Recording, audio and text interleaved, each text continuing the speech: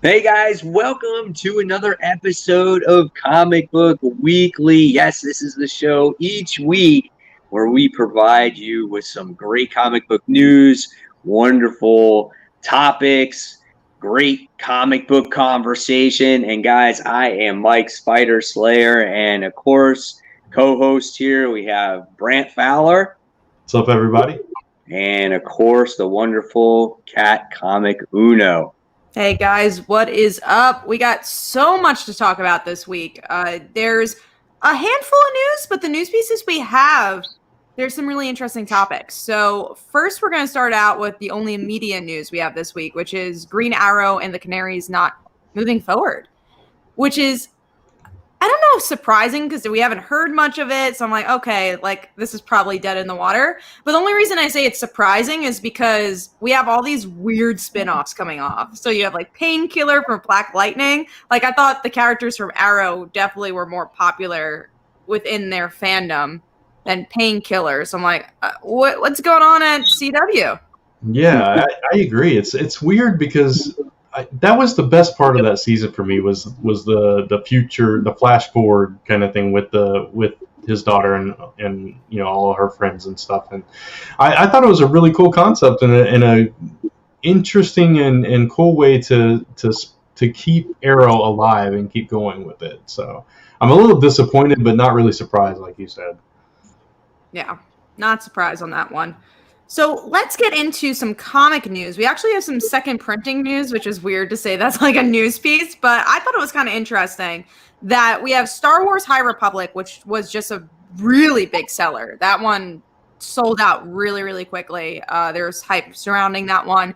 And then also, obviously, this whole entire show, most of it is going to be about Future State because we read every single Future State book. And let me tell you, what a roller coaster ride that was. And we're going to get into that. But they all have second printings already, which shows that it did really well. No matter what, if you liked it or disliked it, it sold well. So I thought that was pretty interesting. So yeah, what do we think about these second printings? I mean, I'm just glad to see comics doing well. That's why I was happy to see it. Yeah, I mean, obviously, that's always a plus when comics are doing well. With Future State, it's kind of like a no-brainer. Right, you know, it's a fresh start, and you know, got all these new creative teams and everything. So I mean, that's really cool that they that a lot of people are you know digging them so much that they're going back that quickly for a second printing. But with Star Wars High Republic, I think aside from the hype surrounding it, it's because it takes place prior to the Skywalker saga and all that stuff, and that was an interesting story to tell, especially for people like me that weren't familiar with the original expanded universe and how they're, you know, kind of delving more into that. And I appreciated that they put a timeline in that book, by the way. So I didn't even get a chance to get a copy of it because when I looked at it, I was like, it's so far back. Like, who cares? You know? And then Yoda was in it. Huh? Yoda was in it. Yoda was in it, and then all of a sudden it became this huge spec book. So that's why everybody wanted it, and then it's just, you know. I mean, we'll talk about it later. Never mind. We'll get into the book later, but okay. Yeah, there's reasons I think so. Right. So, and then when it comes to the second printings, on my opinion there, I think it's good. You know, it means that those books sold really well. The covers of them look pretty cool, but I'm not buying any of them. I'm good without the second printings. But for people that, you know, didn't know Future State was going to be as big as it was, maybe I'll help them out to get some of those copies. I didn't hear anyone saying, I couldn't get a copy of this and this and that. So, just that they were late in some places. Yeah, they were late. All right, going into the next thing, we will talk about Miles Morales, but we're going to leave that for last because that's the big news piece for the news side of things. But next up is Jeff Lemire is writing a new Black Label book. We don't know what it is. I think the last one he did was a Joker-related book, which I didn't actually read. But it's really good. Lemire. Was it good? I mean, I'm not surprised because it's Jeff Lemire, and I'm excited to see what he's going to do. If it's going to be like a creator-owned, or is it going to be like a DC hero?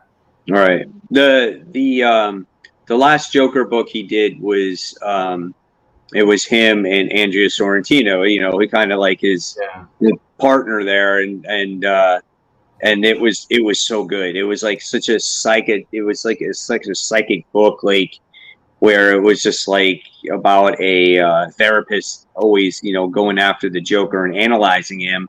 And then basically he didn't realize what world he was in, if he was in the real world or if he was in some fake world. And when you get done reading that book, you're just like, wow, it was so good. And Jeff Lemire has written so many good stories that I am definitely on board with this Black Label book, whatever it is.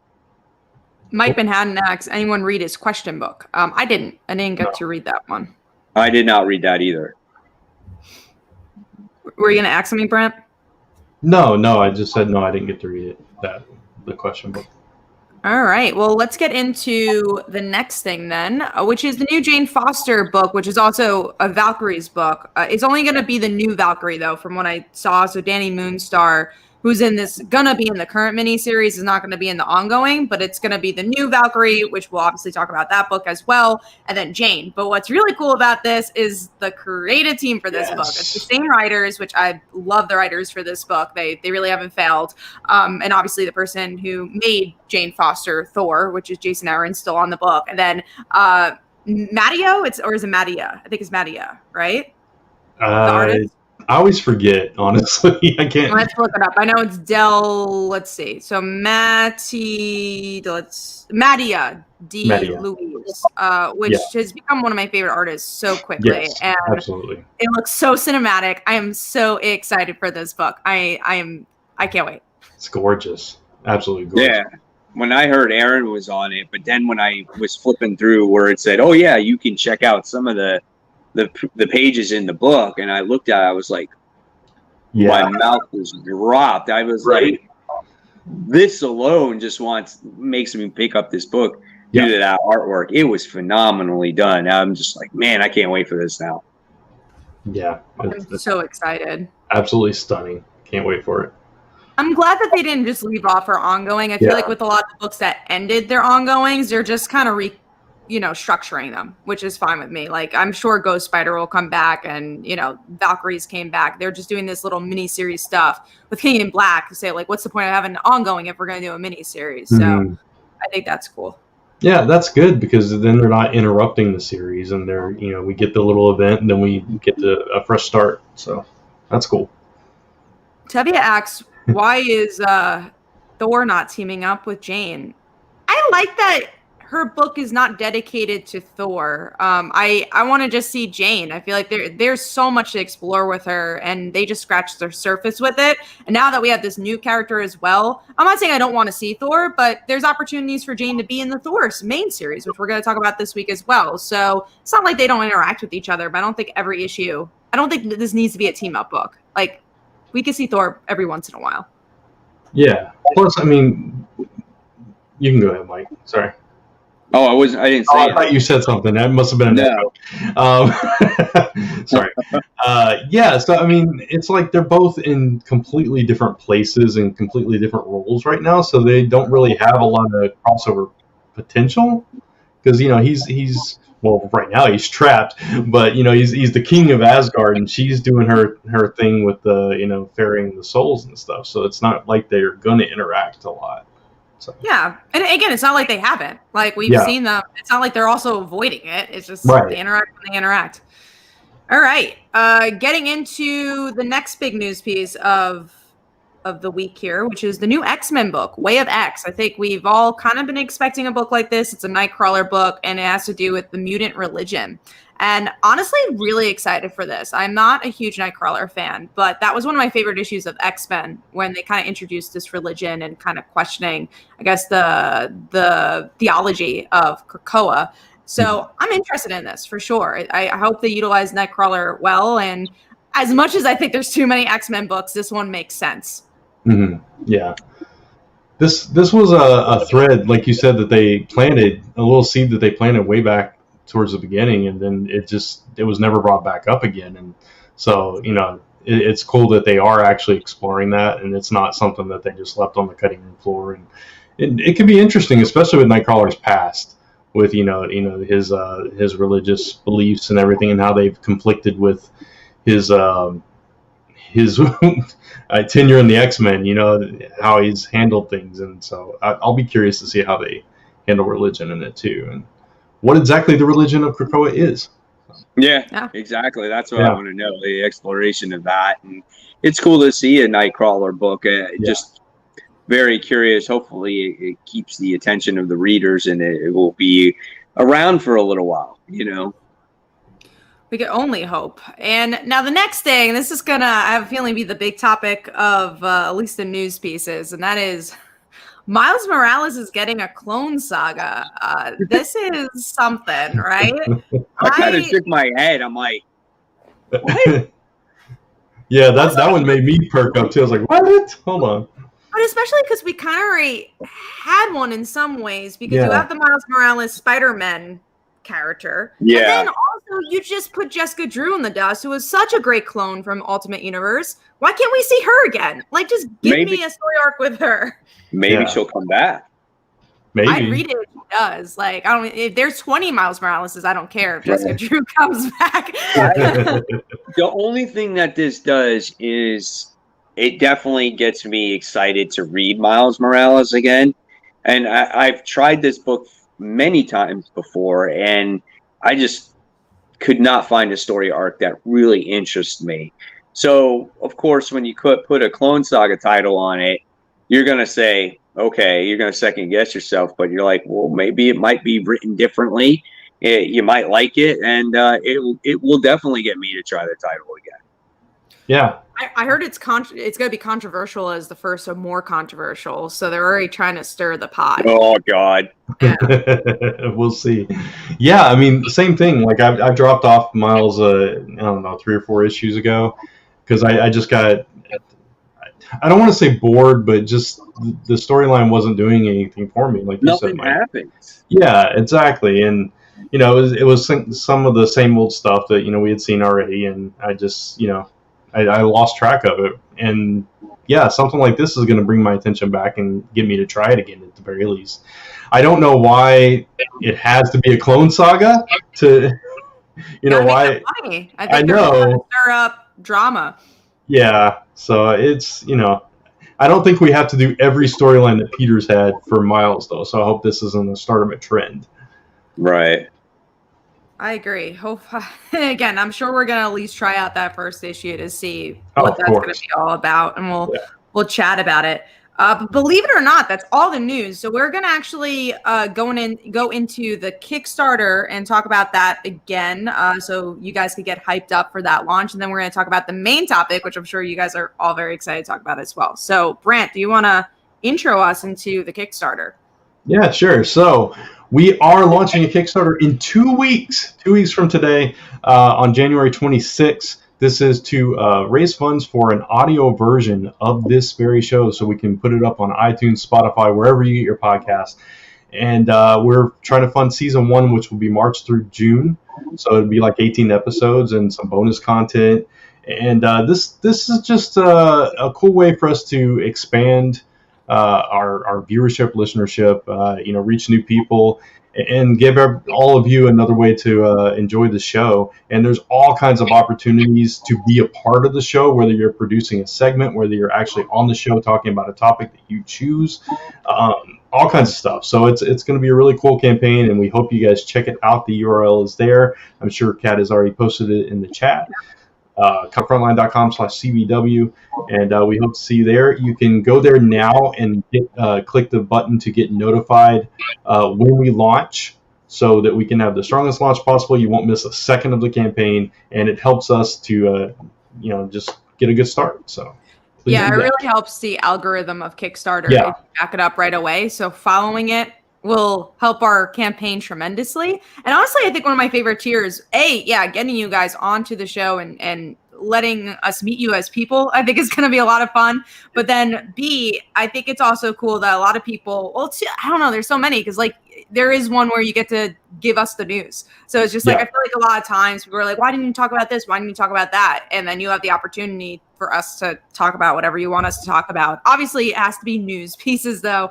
So if it's not, confirmed, we can even say, oh, this was rumored or whatever, and we could talk about it. And another thing I think is really cool, and we try to keep this as cheap as possible, is that you guys could recommend a comic. So, like, we're not reading something that you really want us to read, there's an opportunity for us to read it. Or a graphic novel is one version, too. So it's not, if you feel like one issue is not enough, we could also read a trade and stuff like that. So I think there's some really cool tiers, and what made it what's important to us is that we make you guys feel involved. Like that's another aspect we wanted, was the community aspect. That's what's cool about Kickstarter. It's not us talking to a vacuum, it's us talking to you guys, and opening up the community even more.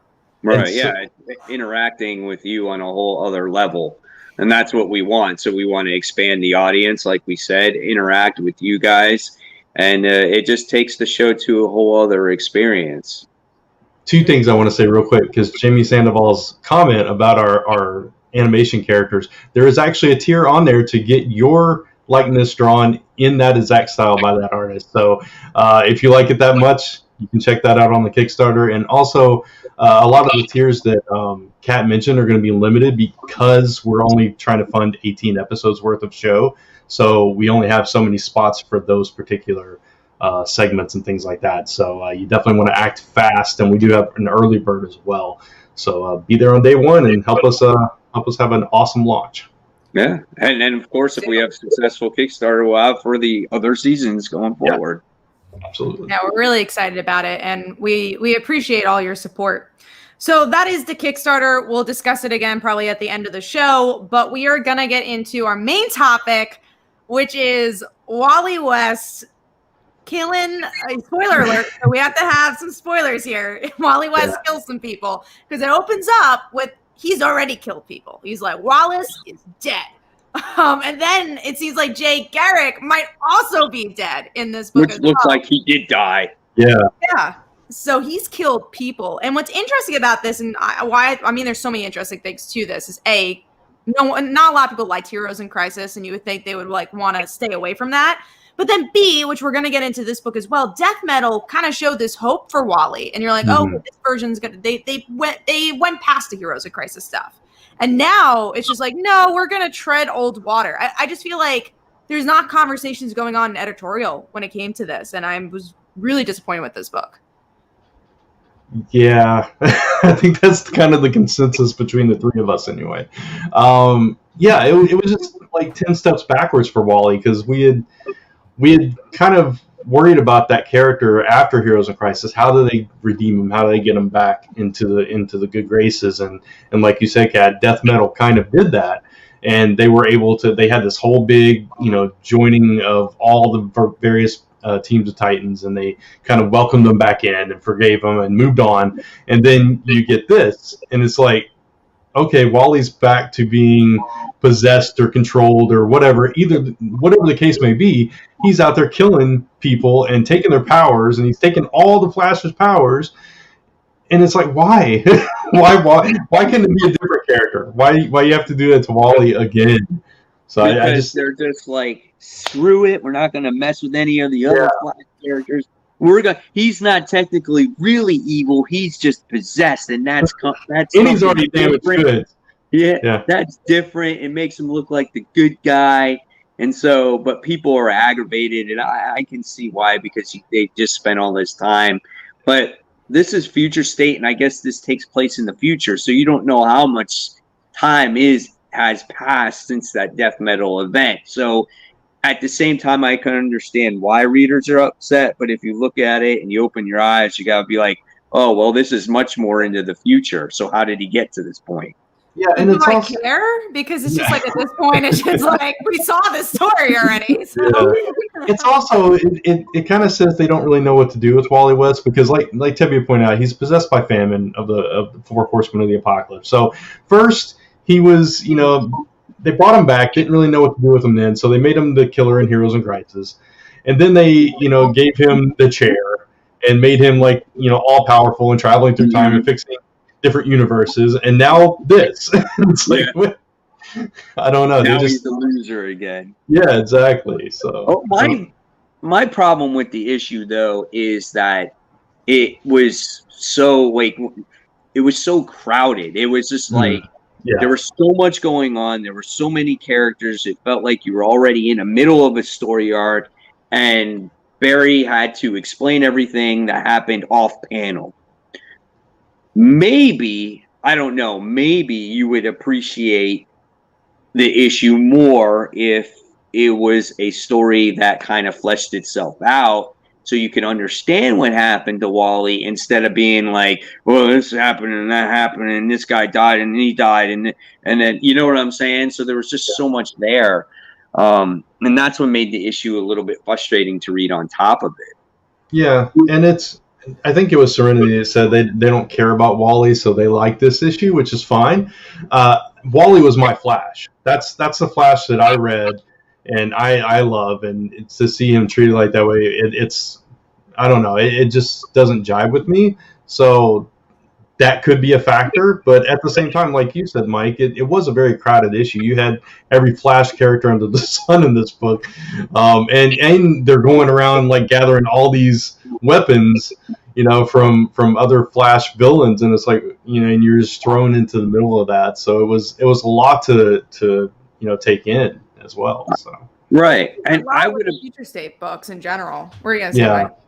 Oh, I was going to say I would have loved to seen something else steal the Speed Force from them, and them having to get those weapons and do a completely different mission. Like even throw in Wally West in there and be like, oh, we lost all our Speed Force powers, and kind of go into a story that way. And they had to retrieve those weapons, and you see that actually happen. Like I think that would be a much more interesting and fun story. Yeah. I think that was also another thing I didn't like, is that this wasn't fun. I think that was definitely the word. It's just like, just didn't quite care. It was very heavy in a way. Yeah. So. Not a fan. So we did talk about Future State Flash, so we're probably not going to talk about that one again later, unless in our top 5, which I don't think it will be. But we are going to get into Under the Radar. So, Mike, Under the Radar. All right, guys. So it's time for Under the Radar. So this, of course, is the book that, since there were so many books this week, there's definitely something that could be missed. So we're here to provide that information for you. So I need to get a tally before we start this all off. Comments as well. Viewers, how many comic books did you read this week? So, Kat, how many did you read? I read 15, so that wasn't horrible. Brent. 21. 21. Yeah. This is the stack of books I read. I don't know how you did that. I don't. And most in a day. Yeah. I read 14 today. Yeah. 3, 4, 5, 6. Now you know how it feels, Mike. That's me every Wednesday. Tomorrow I'm getting 17. I had to actually drop Homesick Pilots because I'm like, oh, it's too many books. Yeah. 24. 24. Oh my wow. God. It's crazy. That is the most books I bought in a long time. That I got to, and that's not even what I bought. Like I bought a couple variants and other stuff like that too. Right. So these are just the reading books. So 24 reading books. So insane. But yeah, I was like so tired of reading today. My eyes, they were just like, oh my God, I'm so exhausted. It was just crazy. I can imagine. Yeah. Oh, I would normally say it's like, oh, it's for us. We read these books for us. This time, we read all the Future State books for you guys. Yeah, absolutely. We agreed on this show to do that for you guys. So. Yeah. But what made it harder, though, is I don't know if your guys' books got delayed, but my books were delayed. Like, all I got was DC books on Wednesday. I didn't get my Marvel books and independent books till Friday. Wow. I got my books on Wednesday, so whatever happened with the shipment wasn't affected in my area, but I heard that happened to a lot of people. Yeah. So I think it was Diamond having an issue, so in certain places. All right, so here we go. Under the Radar. Kat, what was yours? Mine was Firepower. It was hard to pick under the radar because, like you said, there's so many books, but also like we picked all the Future State books for big books, so we also have more big books than usual.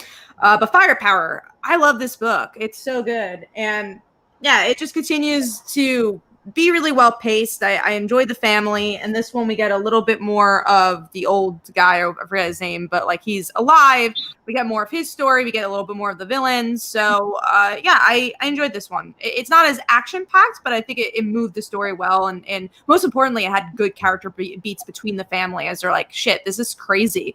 What are we doing here? And they like kind of sit with their trauma a little bit, which I enjoyed. Yeah, it's always a fantastic read, Firepower, and those moments with the family, like the daughter saying, "We can handle this. Don't keep secrets," and then the grandpa giving them a hard time, and that almost made one of my panels where he was like, "Just don't talk during the game," and his wife's like giving him the evil eye, like, "Oh, okay." Yeah, Fun stuff. It's definitely always a great book, and I just loved. It was like basically them just hanging out, hanging low.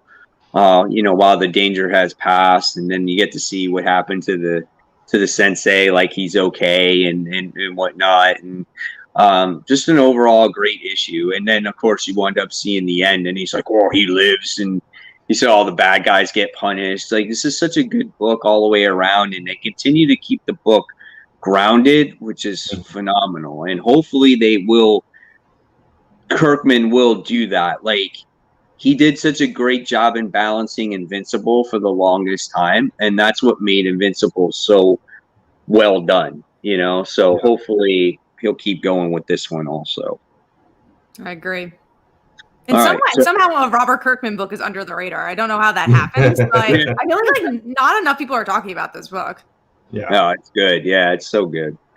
All right, so Brant, yours is actually X Factor issue 6. Yeah. So I was thinking about dropping this book, and I read this issue, and I actually really enjoyed it. It was focusing on Siren, who keeps dying, and they're kind of suspecting that maybe she's suicidal and she's killing herself, but she won't admit it, and she's obviously hiding something.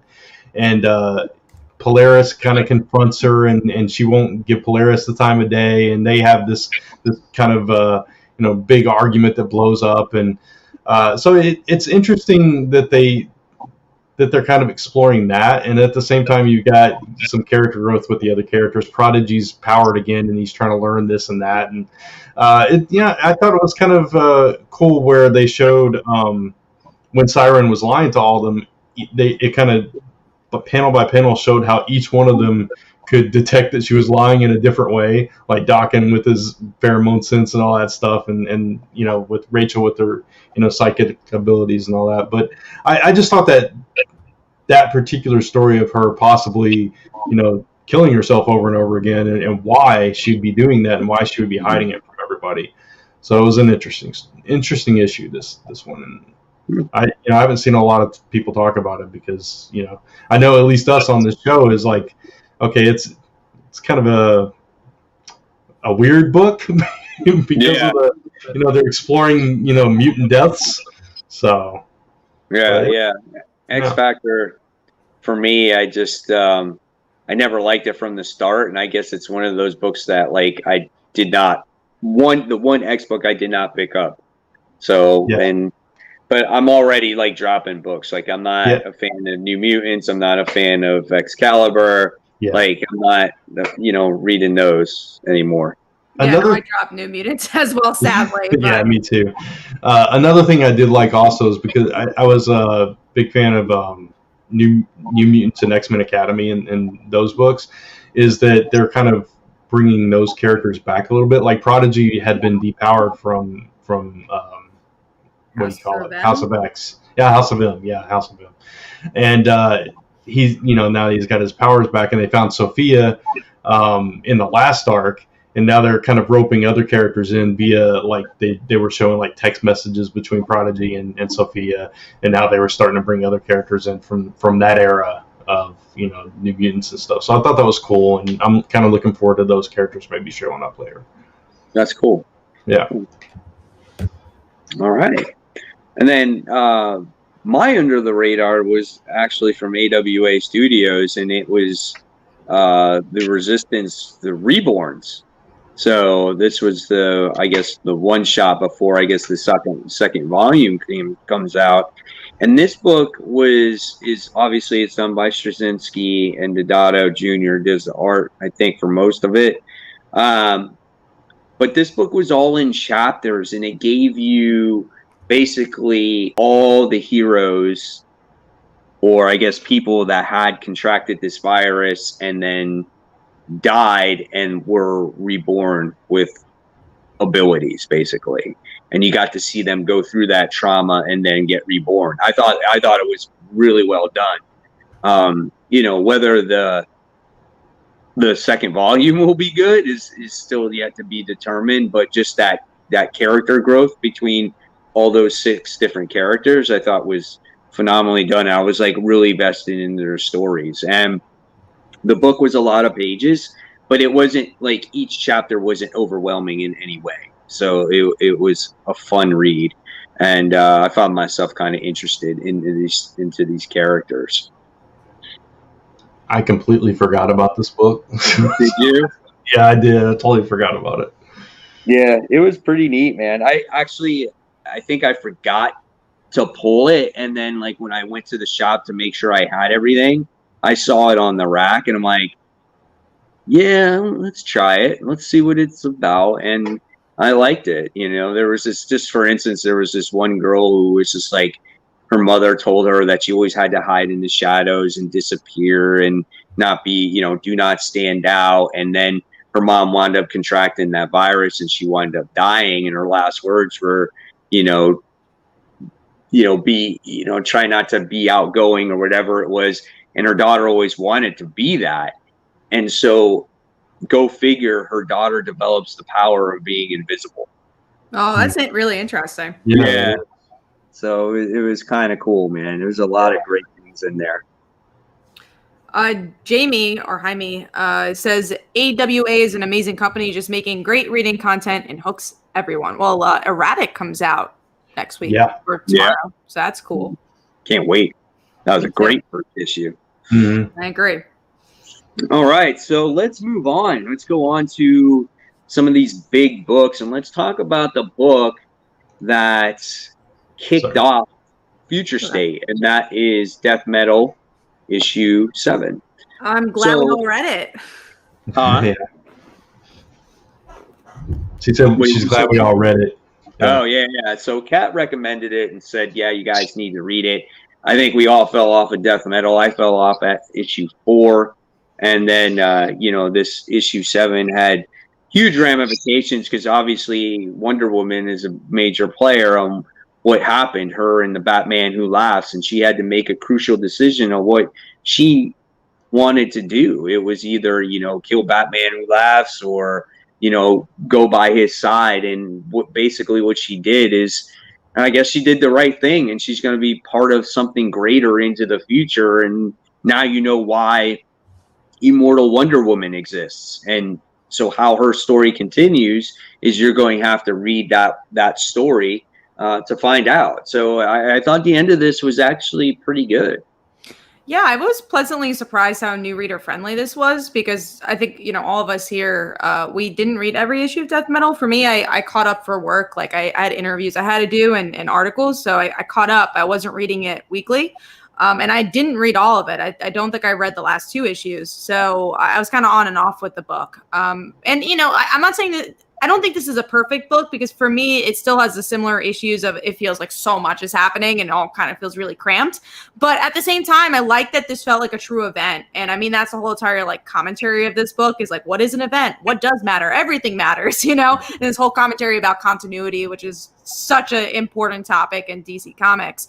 And then, paving the way for the future. I like the whole ending with Wally and the Totalitarians, I think they're called, the villain team that's showing up. So I think there's a lot of interesting stuff there. The multiverses, and everyone remembering what they need to remember. Now I'm curious how that's going to play out in future books, if it'll play out in future books, and Alfred coming back. There's just so many interesting stuff that happened here that I'm curious to see if anyone's going to piggyback off of in future stories after Future State. Well, it makes everything very open-ended. Like, you can basically do whatever you want, because if you have all these Earths, and if everything, like, everybody remembers everything, and and there's a place, like, there's a central Earth, or there's a different, like, else world, or else, that's what it was called. Like, so I don't mean to cut you off, Grant, but real quick, while it's in my head, it's like, with Future State, I can't tell where some of these stories are taking place. Like, are they taking place on main Earth? Are they taking place on Elseworld? Or are they taking place on some of the other Earths that were created? Or is that just up to you what you want to believe at this point? Yeah, it's really interesting introducing that world and saying that the main DC world that we've all known for so long is not the central Earth anymore, and what that means for everyone. But like you were saying, Kat, that's what I found interesting about it, was that up until now it felt like death metal and everything surrounding it had no real impact on the rest of the DC universe. It just didn't seem like anybody was picking up with it, and whether or not they do from here on, it felt like this story meant something to the larger DC universe, and that it did tie into Future State and all this stuff going forward. So that was pleasant. That was a pleasant surprise for me. And I'm just curious to see, like you said, Mike, how what they do with these characters going forward, and how it transitions from that point into whatever comes after Future State. And I think what was interesting about this too is that it kind of alleviates writers and creators to be more free, because that was kind of what that DCU initiative was, but it didn't work because it was still in the New 52 era, and like there's still stuff that you couldn't tell. And this is just like, writers, artists, do what you want, tell a good story. And I really like that, because I think it's been a while since you could do that, because like, oh yeah, I want to tell this story like Tim Fox from 60 years ago, but does Tim Fox really exist in this universe? It's like, well, yeah, anyone could exist. Anything can exist, because everything counts. And I love that idea. Let's hope that works, because we did get that last time, but the New 52 still existed, but we got like things like Bunny Robo Batman, and we got Superman with jeans and like wrapped around his cape around his hands, and just weird stuff like that. So let's just hope that these guys can keep the integrity of the characters, right? But be more free on the story, at least. Yeah, I agree. All right. So that was Death Metal. So good book overall. The series was just way too much, though. Like, between all the tie-ins. You don't need to read anything else. Between all the tie-ins and everything. Now, I think this would be a great collection, a hardcover collection, to collect when it comes out, or omnibus or whatever, with all the death metal stuff. And then maybe you can read it all at once. But besides that, single issues was crazy. All right. Let's talk about another book. Eternals issue 1. So Kat didn't read this. Oh. I barely read this. Like, I hated this book until the end. I was so bored, and I did not find myself caring about Icarus and Sprite, and like, I knew that I wasn't going to like this. This is just not my cup of tea. I just thought there was just too much going on, like just standing around, and this was something I could truly tell you that I probably don't have any interest in it until I saw that last page. Yep. Last page did it.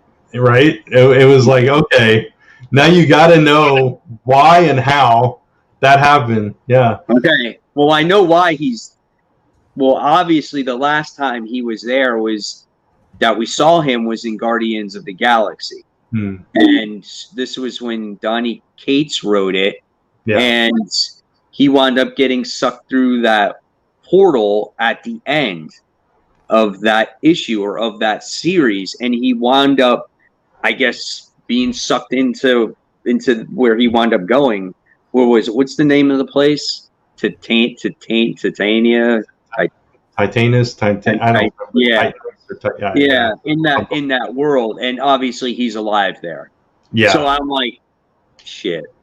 I'm like, am I going to have to read this now because of this? Yeah. So we're talking about Thanos, obviously, and so yeah, it was kind of a slow burn getting through it. It was a lot of history on how the Eternals are reborn and immortal and all this stuff, and how they're brought back with kind of like the mutants with a recent backup, so they don't always have all their memories and that kind of thing. So, and then their leader gets killed, his skull's crushed, and that's how they find Thanos, and that who's responsible for it. And now you're left with, okay, why did Thanos kill the leader of the Eternals, and where's that going to go? And it definitely had all these X-Men vibes, because instead of like white pages, they have black pages, and it gives you like explanations of the machine and like how it works and how they teleport and get to different places. And obviously they're the ones that created the Celestials, and so I can't say that it was just boring. I guess that's what I want to say.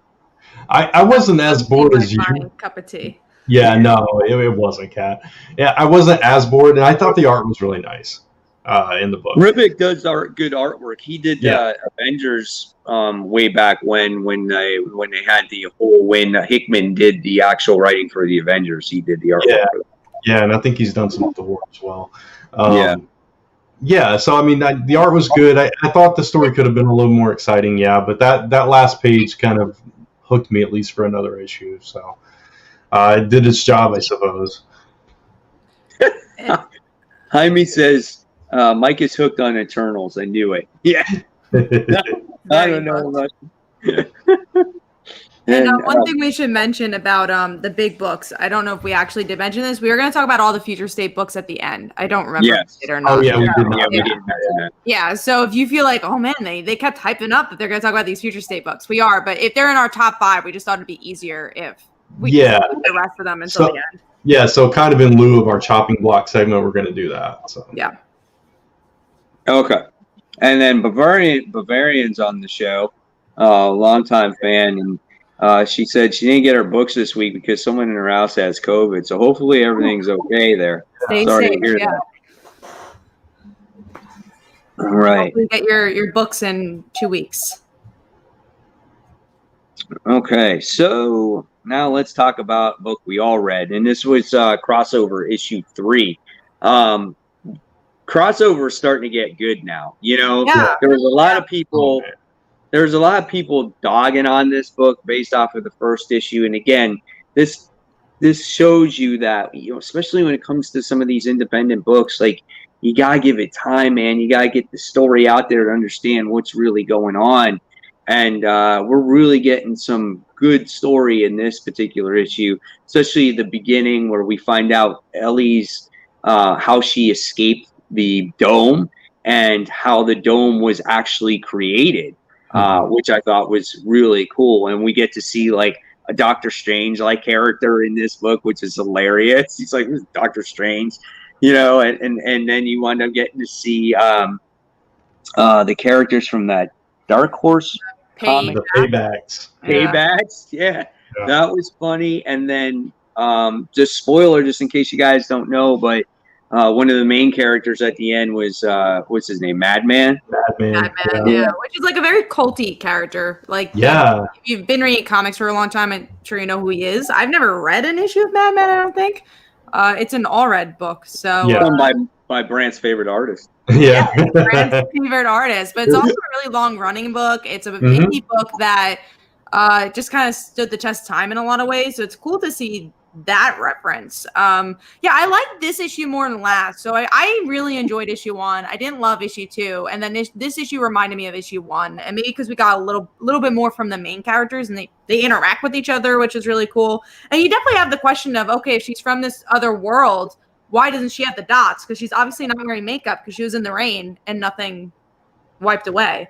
So I'm really curious about that. And I love the commentary on comics. This is told by a guy who obviously loves comics. He was a retailer for comics. So I really like the even the philosophy woven into it. Like, I love that it opens up with Watchmen, pretty much, right? Yeah. And they say, hey, in comics, the world will come together when there's tragedy. Yeah. In real life, they won't. And yeah, it was a very interesting commentary. Yeah, absolutely. Yeah, and very present, which is sad to say, but it was also felt like a very present commentary. Oh, of course, and by design, I'm sure. And aside from all that, it's fun because you're getting all these characters thrown in there that you would never imagine, kind of interacting with each other and that kind of thing. And even if some of them are shadowed, or you just know that's what they're talking about, like the Watchmen, and it's not directly referenced for copyright or whatever, but then you see who it is. Yeah, and then you see like characters that some people may know, like the Paybacks and Madman and stuff like that, and it's fun, man. It's a really cool concept in the way that it's not just a bunch of heroes thrown together and battling something. That it's kind of slowly kind of in there, and it's got this overall plot of them being invading the world and being kind of trapped off in that dome and stuff. It's just, I don't know, it's interesting. So I'm enjoying it. Yeah, absolutely. It was really well written. Artwork is great. It's just a fun story, and that's what I love so much about it. I mean, I love even seeing like the Gundam or whatever it was in that point, and even though it wasn't real, it was just a hologram or whatever it was, magic. But yeah, it's a good story, and I love how the son of the priest or whatever, like he wants nothing to do with his dad. He runs away, and just so good. And yeah, like Kat said, you get to see the interaction of those main characters. You wind up getting to see how they meet, and I think that's all real good character building there. So the more we get of this story, I think the more attached we're going to get to it. So great book, wonderful. All right. So with that being said, let's move on to our number 5 in a heavy week. What was your number 5 out of all these books? Number 5. Ooh. Who's going first, Mike? Go ahead, you. Mine is Immortal Wonder Woman, issue 1. I enjoyed this. And again, this was a hard pick because there's a lot of books this week. I enjoyed this one. I thought, I guess to spoil it, this is the only Future State book in my top 5. So this is my favorite Future State book. And I enjoyed it because, yes, it starts in the middle of a story, but I didn't feel like I was lost. I feel like with a lot of the other Future State books, I don't know what's going on. I'm like, whoa, okay, you kind of threw me into something. And what's the most disappointing with a lot of the Future State books is that character never comes first. It's always like, here's this wild plot that's happening. But with this, character came first. And I understood Yara. I wanted to learn more about her. She's a bad friend. She's a hothead. She felt different from Diana. The artwork was gorgeous for this book. It had a nice balance of action and I would say even personality. So I enjoyed this one. I really liked it. And like I said, my favorite Future State book, honestly, by far this week.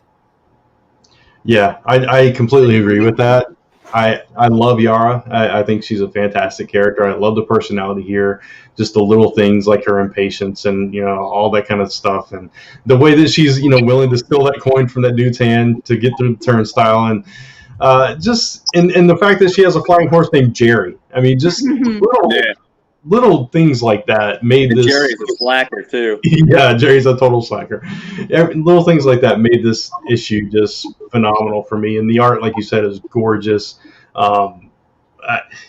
This is a character I didn't know that I wanted until I read this book, and it's like, okay, I'm cool with this. I could read tons of issues of this character, and I don't even care. I love that it was character first, and I agree with you completely that this was the only one that really did that.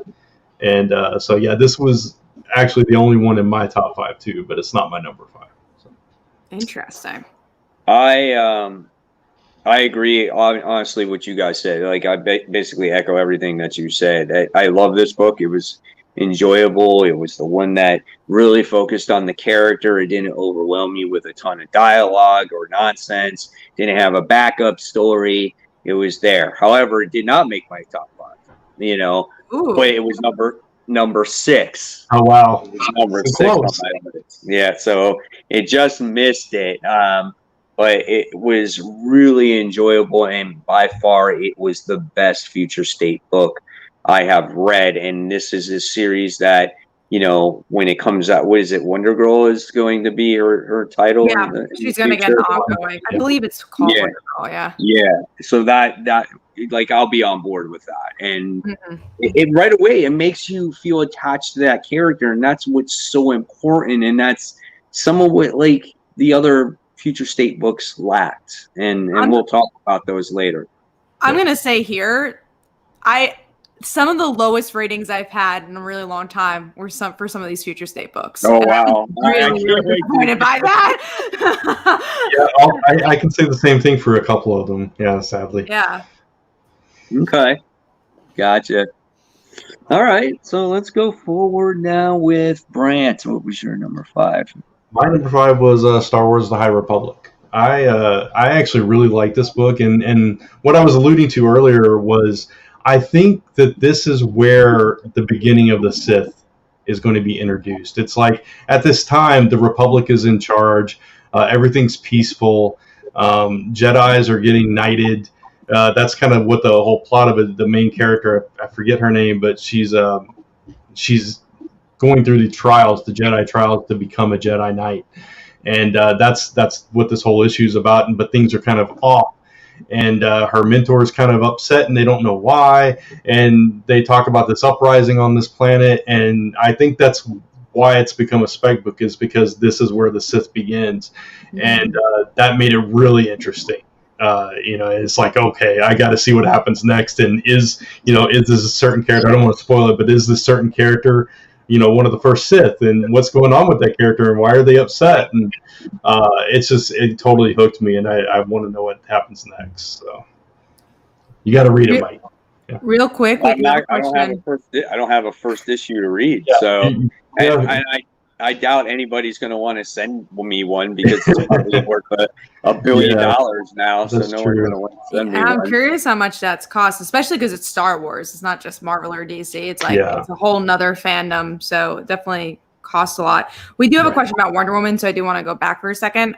Comics or fans says, do you think Wonder Woman was better taken care of because of the movie series? I think it's 2 reasons. Because of Death Metal, because she was such a big character there, and because of the TV show and that she's getting her own ongoing. I think they had more plans for her. Again, we'll talk about the other books and other characters, but yeah, it just seemed that's probably the reason. Yeah, I was going to say the TV show for sure is probably a factor in that. All right, and $30 for High Republic. Yeah, see, even the variants, of course. Yeah. So maybe I'll get to read it somewhere else. I don't know. We'll see. All right. So, and I think I got to go, right? Yeah. My number 5 was actually Spider-Woman issue 8.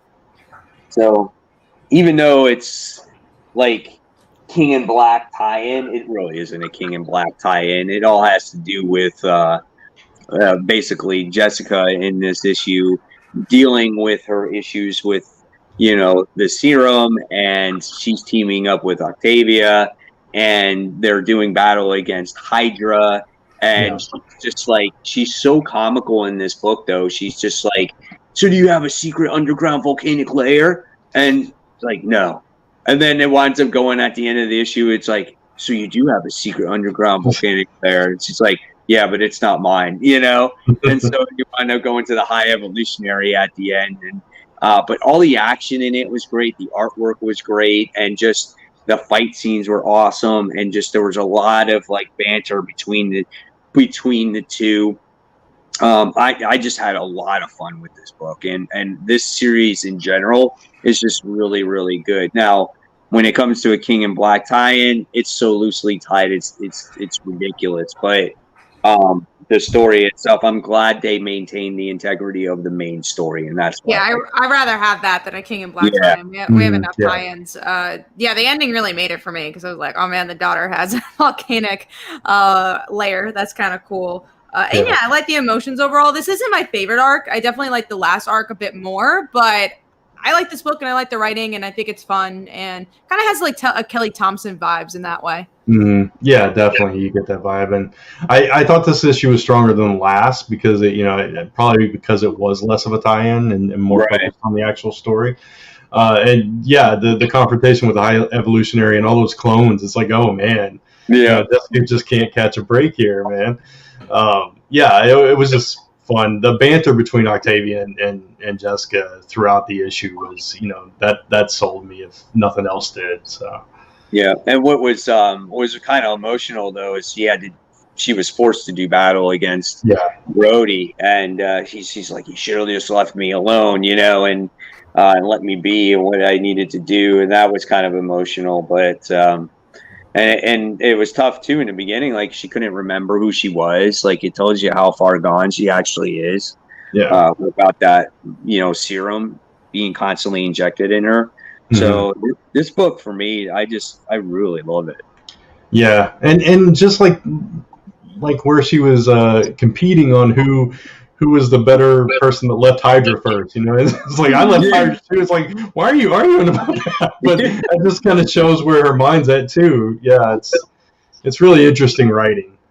Yeah, absolutely, so good. And it's funny how you can put that humor in such a difficult situation for that particular character. Yeah, it's a really dark arc. I mean, she's throwing up all the time. She's hitting all her friends. It's pretty dark. All right, so that's that one. So let's talk about this book. I did not get a chance to. This was the one and only book I didn't read because this is a behemoth of a book. It's like a trade paperback. This is Generation Shattered. This is issue 1. We get all the heroes from, I guess, different timelines and whatnot. So what did you guys think of this? Oh, I did not like it. I didn't like it either. It was connected to that that guy that starts with a K.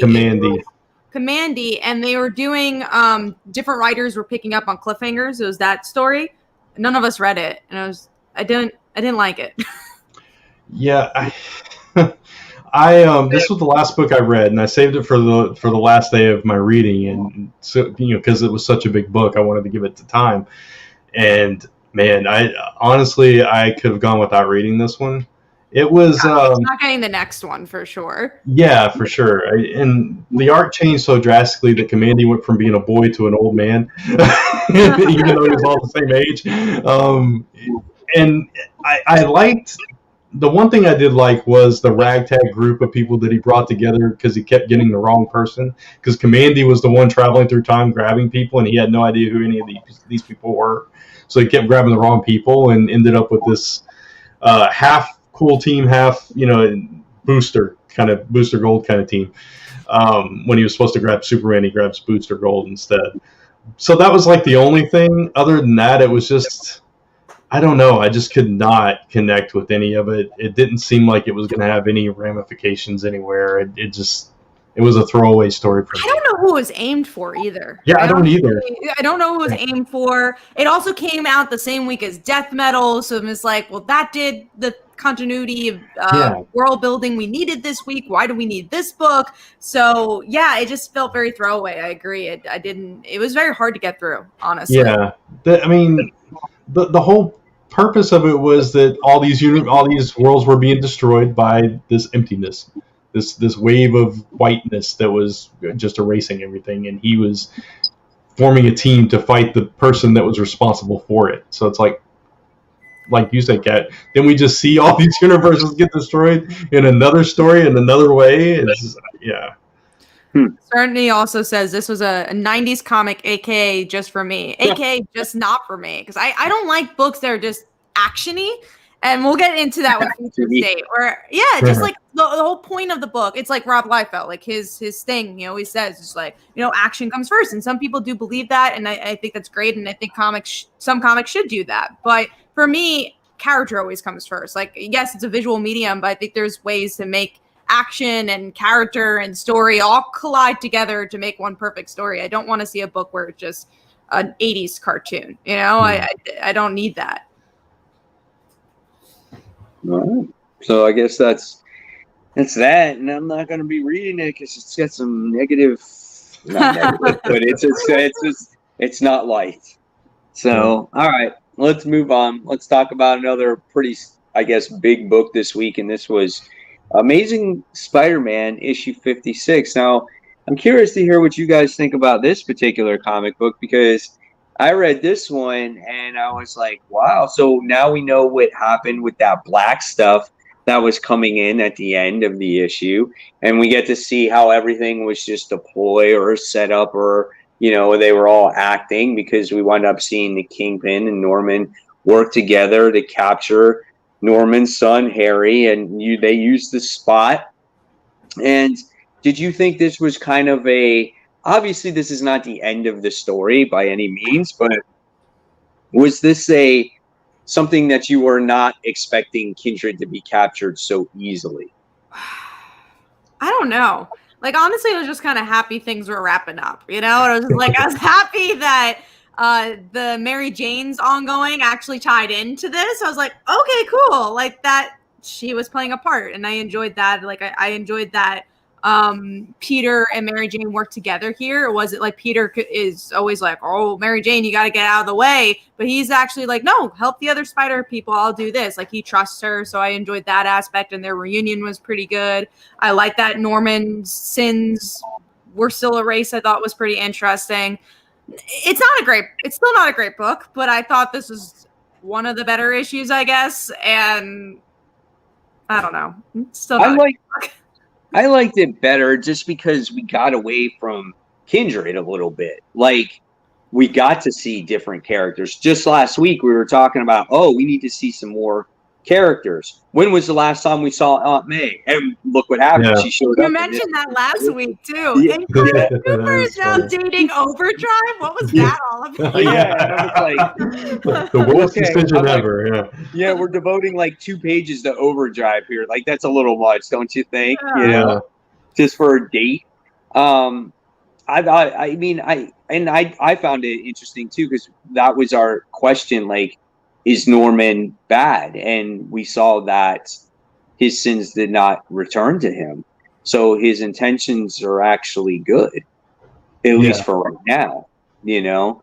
Right. So now he's got to try to find out the truth, I guess, what his son was trying to find out. So I thought it was good. I thought it was better. It's not, I don't think it's in my top 5, but I thought it was a better issue and explored some other characters for the first time in a long time. Yeah, I liked it better earlier on before I read much of my books, and then it kind of dropped a little bit for me later on when I thought about it more. But it was better, and I like all the things that Kat pointed out. Those were all the points that I was going to point out as well. Norman, especially not having, still having his sins erased, I thought that was a nice twist, because I was disappointed when we thought that he was just Green Goblin again. So, that's cool. I thought the way they ended it with Spider-Man jumping through the window saying, "We got to talk," was pretty cheesy. Yeah. So, it had its high points and low points. But, I'm just glad, too, that it's starting to wrap up and that we got to see a little bit more movement, a little bit more of the supporting cast in there.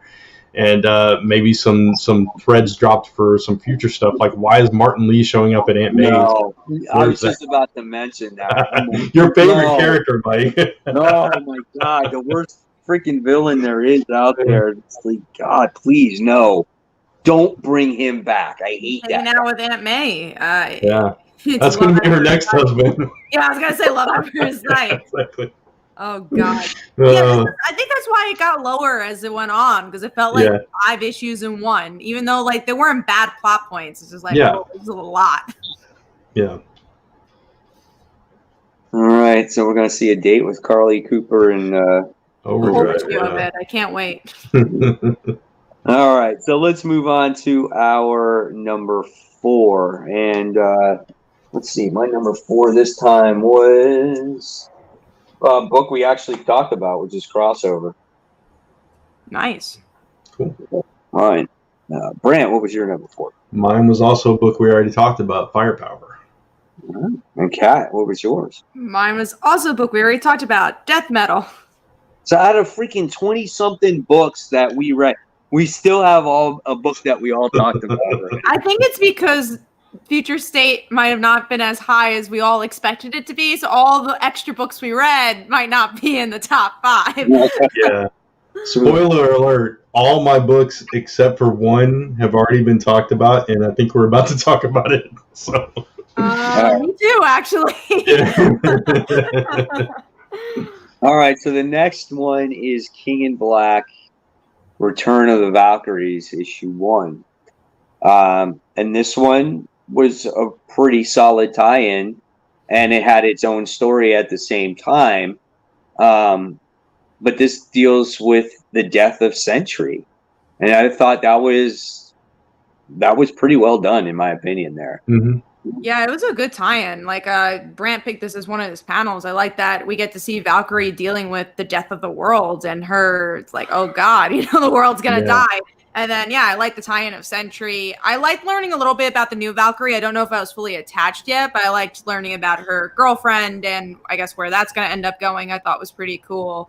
And then Jane. I mean, it's just cool to have her back. I love seeing Jane, and I want to see them work together. And again, I think I'm more excited for the ongoing series, just because the reason this didn't make my top 5, it was number 6, is because of the art. Like, I actually usually like this artist because it's the same artist as Heavy Metal, not Heavy Metal, Heavy Vinyl. So I love that art. I love that book. But for some reason, I think the coloring really made it dark. It wasn't as strong. So that's why it was a little lower for me. I really like the art, actually. You did? I agree. I thought Sentry looked a little too skinny, even though he's not really there. I just thought that it just didn't look like him quite. And I felt that the coloring was off too. I felt it was a little, I don't know, Jane felt a little bit too dark, and facial expressions were a little bit off for me. But the story itself, though, I really enjoyed. I'll give it to you with Sentry. He was a little skinny now that I think about it. But yeah, overall, I really actually like the art quite a bit. And yeah, I always love seeing Jane. I love seeing her story continue. It felt like you're reading a Jane Foster Valkyrie book. Yeah. But at the same time, it had a solid tie-in, solid connection to the event. And then this new Valkyrie, the not the cliffhanger, but the reveal that she was one of the original 9. The original 9, yeah. Yeah, and so that was really interesting too. And it's like, okay, now I've got to read this book. I want to know what happens with her. And I thought it was a really good book, and so I enjoyed it quite a bit. Sweet. All right. So we had a good tie-in and a good book. So let's move on to number 3, right? I think so, yep. Yep, number 3. All right. So, Kat, what's your number 3 this time? Mine is Firepower. We already talked about it. All right. And Brant, what's your number 3? Mine is Crossover. All right, yeah. Mine is a book we haven't talked about. All right. Good. All right, so mine was actually Iron Man. Iron Man, okay. 5, yeah. So this book was pretty good. I love this was in the panels. I just love how Tony had to recruit his ragtag team to try to stop Korvac. And what a bad team. It was awesome. It was Scarlet Spider, which that technically is not bad, right? I mean, it's really not. But then you had... I haven't seen him around in a while. I feel like he's just been laying back, You had the dragon, right? That's who it was, the dragon. And Misty Knight. Gargoyle. It was Gargoyle, wasn't it? Gargoyle, that's right. Yeah. Gargoyle, Misty Knight, and then you had Frogman. Frogman's description was awesome, man. He's like, no issues, no trading cards, no merchandise. Yeah. Dude's a busboy. It's busboy at the restaurant that Gargoyle was. That's the only reason he's there, because he was busting tables. They're like, oh, you can come too. And then you have the question mark is like, well, do they survive at the end? So there was a good moment with that. But honestly, the thing that made the issue for me was Patsy, man. Oh, she's going through so much in this issue, and her trauma. Yeah. It's just like, and then Capco's artwork just captures the rain, hugging in the rain so well, and like the drama. Oh, that was a great panel. Yeah. So I enjoyed this one as well. Yeah, and I love how Tony spent every ounce of energy to try to stop Korvac at the end, because obviously he blew up all his friends in that, in that ship. Yeah. And then Korvac was pretty messed up, but he was fine at the end of it. And then Tony was just basically broken. I mean, no power, broken vertebrae, like just completely messed up, leaves you on a crazy cliffhanger, and then they're going to go off to get Galactus's like ship or whatever it was, so he can get powered up some more.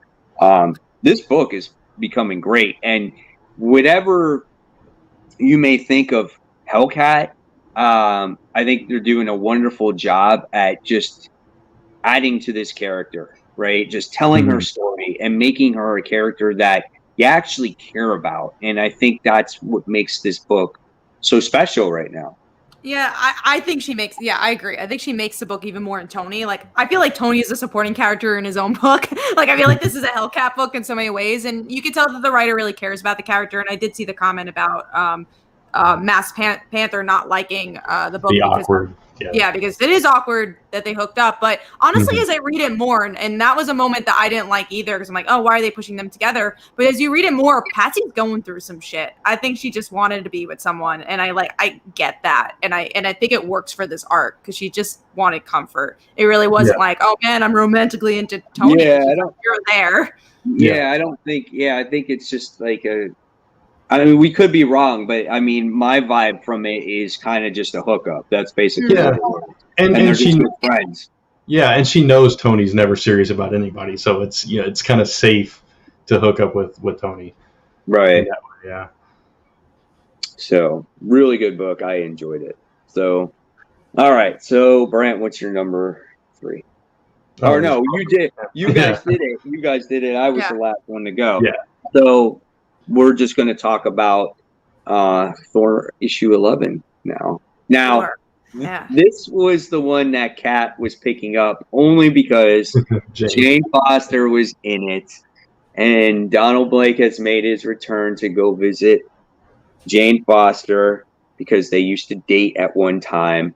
So what did you think about this issue, Kat? Not a disappointment. I really enjoyed this one. It was all because of my girl Jane, but also Donald Blake too. I really was interested in him hunting down the Thors. It gave me enough to say, oh, I want to pick up the next issue, see where this goes. But I love the conversation between Jane and Donald, where he didn't know that she was Thor, and he's like, oh my god, I don't want to kill you, but will I? And he's like, no. And I really like the dialogue work in this, especially when she's talking about, I work in a morgue. He's like, no, you don't deserve to work in a morgue. You should be a surgeon. You should be this elite doctor. And she's like, no, I like doing what I do. And it ends up being really a conversation about being a Valkyrie.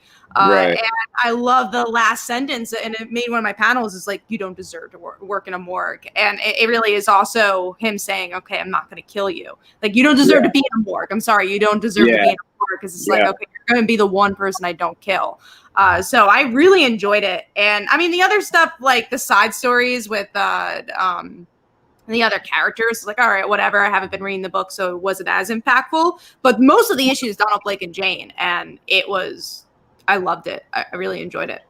I love that scene when she tells him that she was a Thor, and he's like, you were a what? Yeah, and then it's just like, it looks like he sucks her soul, and you're like, no shit, like shit's about to get real right now. And then it was just like a thought in his mind, and I'm like, oh man, they pulled one of those. I'm like, that's intense right there.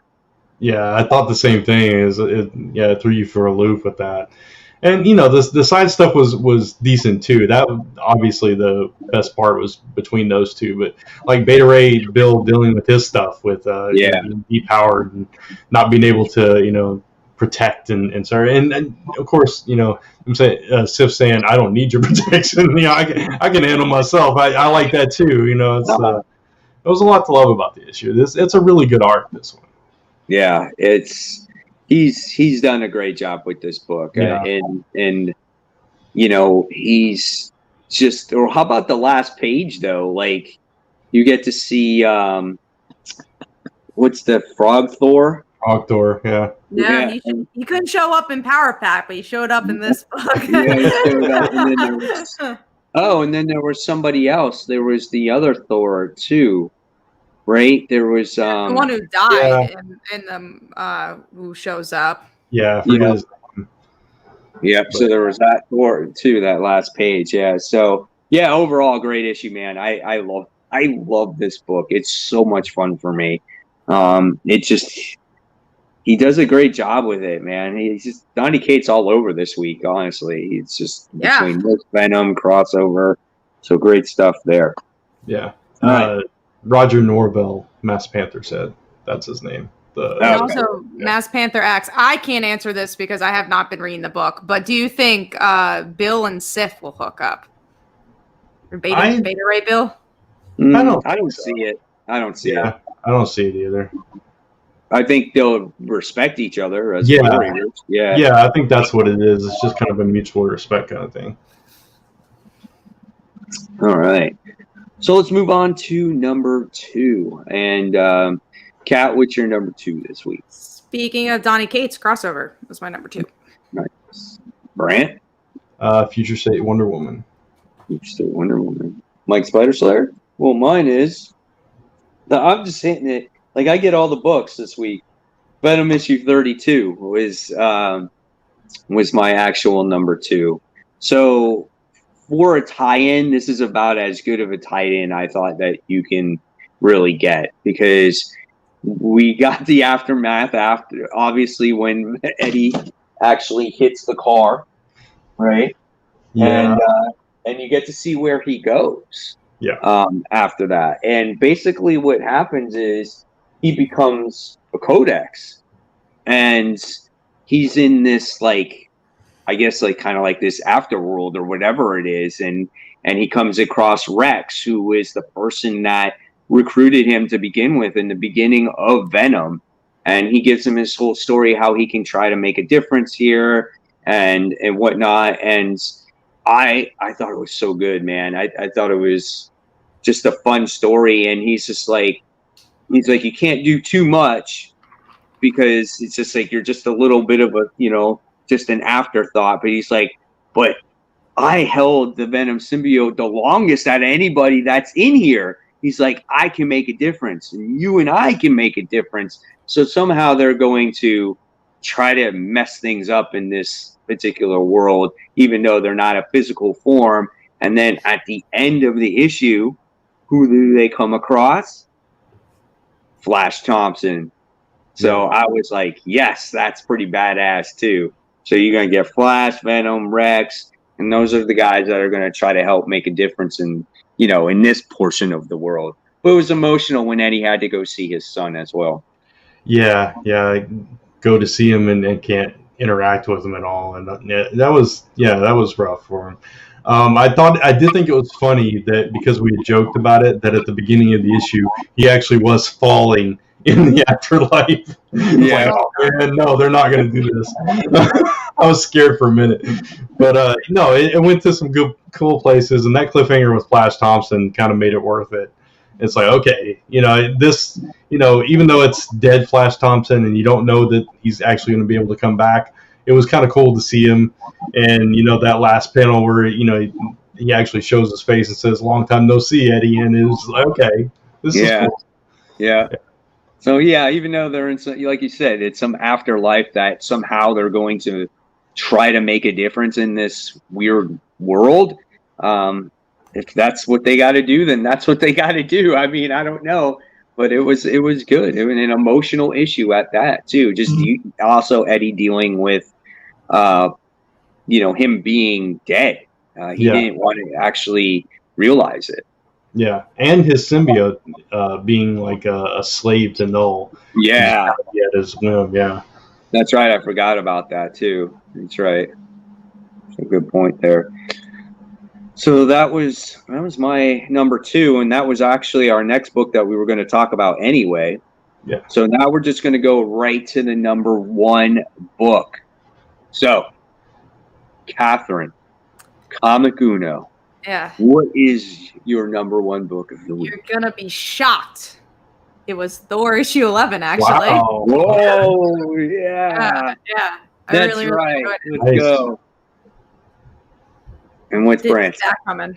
Mine is another Jane Foster book, King in Black: Return of the Valkyries. I actually really like Oh. Yeah. Jane's having such a great Yeah. week. So happy for her. So my number one was Thor issue 11. So it's all about Nice. the Thors this week. Yeah. That's Yeah. pretty cool, man. That's awesome stuff. I think it's crazy that our number ones are all Marvel books and it's future I know, right? right? It was kind of crazy. Which, speaking of, we're going to talk about all those books. So get ready. All right, yes, guys. So Future State has arrived. We're going to talk about it. We did talk about Wonder Woman already. So, what's that? And Flash. Yeah. So those are the Yeah. ones we did talk about. Sorry if you see a hand here, but I gotta check. I gotta try to charge my phone. I don't know if I can get it to charge. So we'll see what happens. I think it's also interesting because, like, one thing I do want to say is going into this, I actually had a very optimistic point of view. I was looking forward to these books, but then I was reading more and more. I was like getting disappointed, honestly, and I'm honestly really upset. I'm kind of sad that I didn't love these books. Yeah. Listen, I didn't hate these books. I had an open mind to them. I kind of knew, I guess, what we were getting into when it came to this.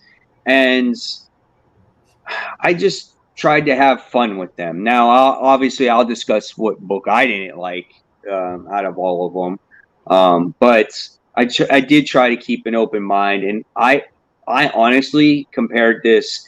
I didn't really compare it to this, but this reminds me of Convergence in many ways. I enjoyed Convergence more, though, because I felt like they all had more of a story. I enjoyed some of Convergence better, but I can totally see the comparison. But I think we all kind of went into this with a positive, outlook, and we're kind of hopeful in it. And for me, it's like a couple of the books I really didn't like. A couple were in the middle, and then Wonder Woman was really the only one that I really, really enjoyed. So it was just, it was a little disappointing, this first batch of books. And, hopefully that's not the case throughout the entirety of Future State. My question to you guys is, are you going to pick up the issue 2s? Because for me, I don't know. I think there's some books where I'll be like, even I'll try the issue 2. I don't know if I could promise to pick up all the issue 2s because there's some books where I didn't find anything I liked. I will absolutely say Swamp Thing issue 2 is not going to be on. I was just going to say, like, Swamp Thing, there wasn't anything and nothing against the book. It's just like, I don't normally like Swamp Thing. This didn't get me to like Swamp Thing. Right. There was no character-driven story at all. It was all about, the plants of the world. And I was like, I can't get issue 2 of this. So I don't know. I could say I've gotten every issue 1 of Future State, but I don't think I'm going to say I'm going to get every issue 2 of Future State. No, I had a hard time getting through Swamp Thing personally. Yeah. Real quick, there is a question here, and before we get into this goes back to Spider-Man, and it says, "What did you think of Flash's death in Slott's final run when Flash Thompson died?"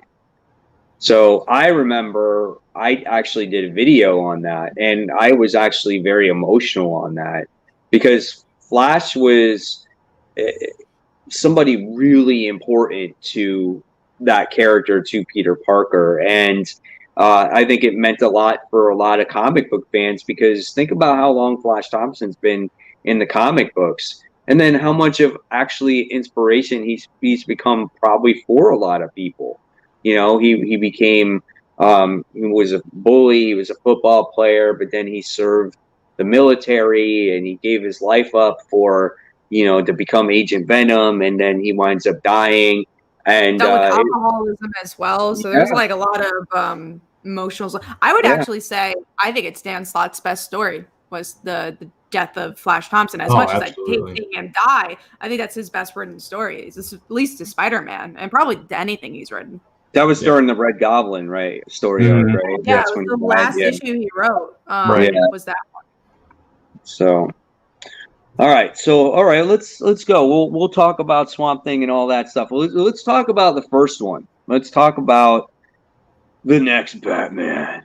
So this book was the expensive one out of all of them. This was the $8 book, and you did get 3 books in one, though, with this. You did get your pages. You wound up getting the next Batman. You wound up getting the Arkham Knights, and then you wound up getting, what was the second story? The Outsiders. The Outsiders. Okay. My issue with this, I said this multiple times already, but my issue is this: you buy this book because you want Batman. So DC's like, all right, well, we're going to charge you $8 for this because people are, no matter what, going to read Batman. I would have loved if they just did 60 pages of the next Batman and just be done with it. That's all you got to do. When it comes to this future state stuff, I don't need to see all the little supporting characters. I just want to see the main characters, right? I just want to see Batman. I want to see Superman. I want to see, if you have a Swamp Thing, see Swamp Thing. Like, I don't want to see all these. I don't care about Duke. I don't care about, Arkham Knights. I don't care about all those characters. And that was what's frustrating. Batman story, you only got like 20 pages of it. And you got more of all those other stories. And you don't even know Tim Fox's Batman in this issue. Yeah, you don't. I don't get that story at all. I would have cared about those other stories if they were good. Honestly, I'm going to agree with that. I think with those stories, and obviously we're going to get all the issue ones anyways, I'd rather them been their own book because they were actually long enough that they were kind of like what Mike was saying. Yeah, and I only liked the main story. This was my second favorite of the Future State books, though. I will say that because I liked that we got to see the Fox family. I enjoyed that expansion. It felt a little bit more character driven than the other stories. So I enjoyed that. I thought the artwork was pretty solid as well, at least like the vibe it was going for. But yeah, the other stories, I couldn't really get through them. It was too long. I didn't really care about them. I didn't think it really expanded on the Tim Fox story. And I wanted more Tim. I'm like, this is what I'm here for. I want to read more of his story. And I like his story. I like his voice. So this was one of the better ones. I'll definitely get issue 2, but I agree. I don't need these backup stories. The only backup story I was looking forward to, and we'll see if it's a hit or miss, is Batgirls. But why don't you just give them their own book? You don't have to have a backup story. Yeah, that was my thing. If this was just the main story, it probably would have been much higher on my list here. But I enjoyed the Fox family too, and I wanted to see more of that, and I wanted to see more about Tim, and if obviously they've confirmed outside of the book that he's Batman, right? But not inside. We didn't get to see that. So, but yeah, I could have lived without these backup stories because I didn't care about the characters or the stories or where they're going at all. And because of those backup stories, it wasn't my second favorite. It was like third. But yeah, it was still good. It was a solid story, that main story. Right, and that's why you bought the book to begin with. And I agree. Batman was a good story. Like, I liked it, and it sets things up. And unfortunately, gets interrupted by those other stories. And now you're going to get another issue not tomorrow, but I think next week.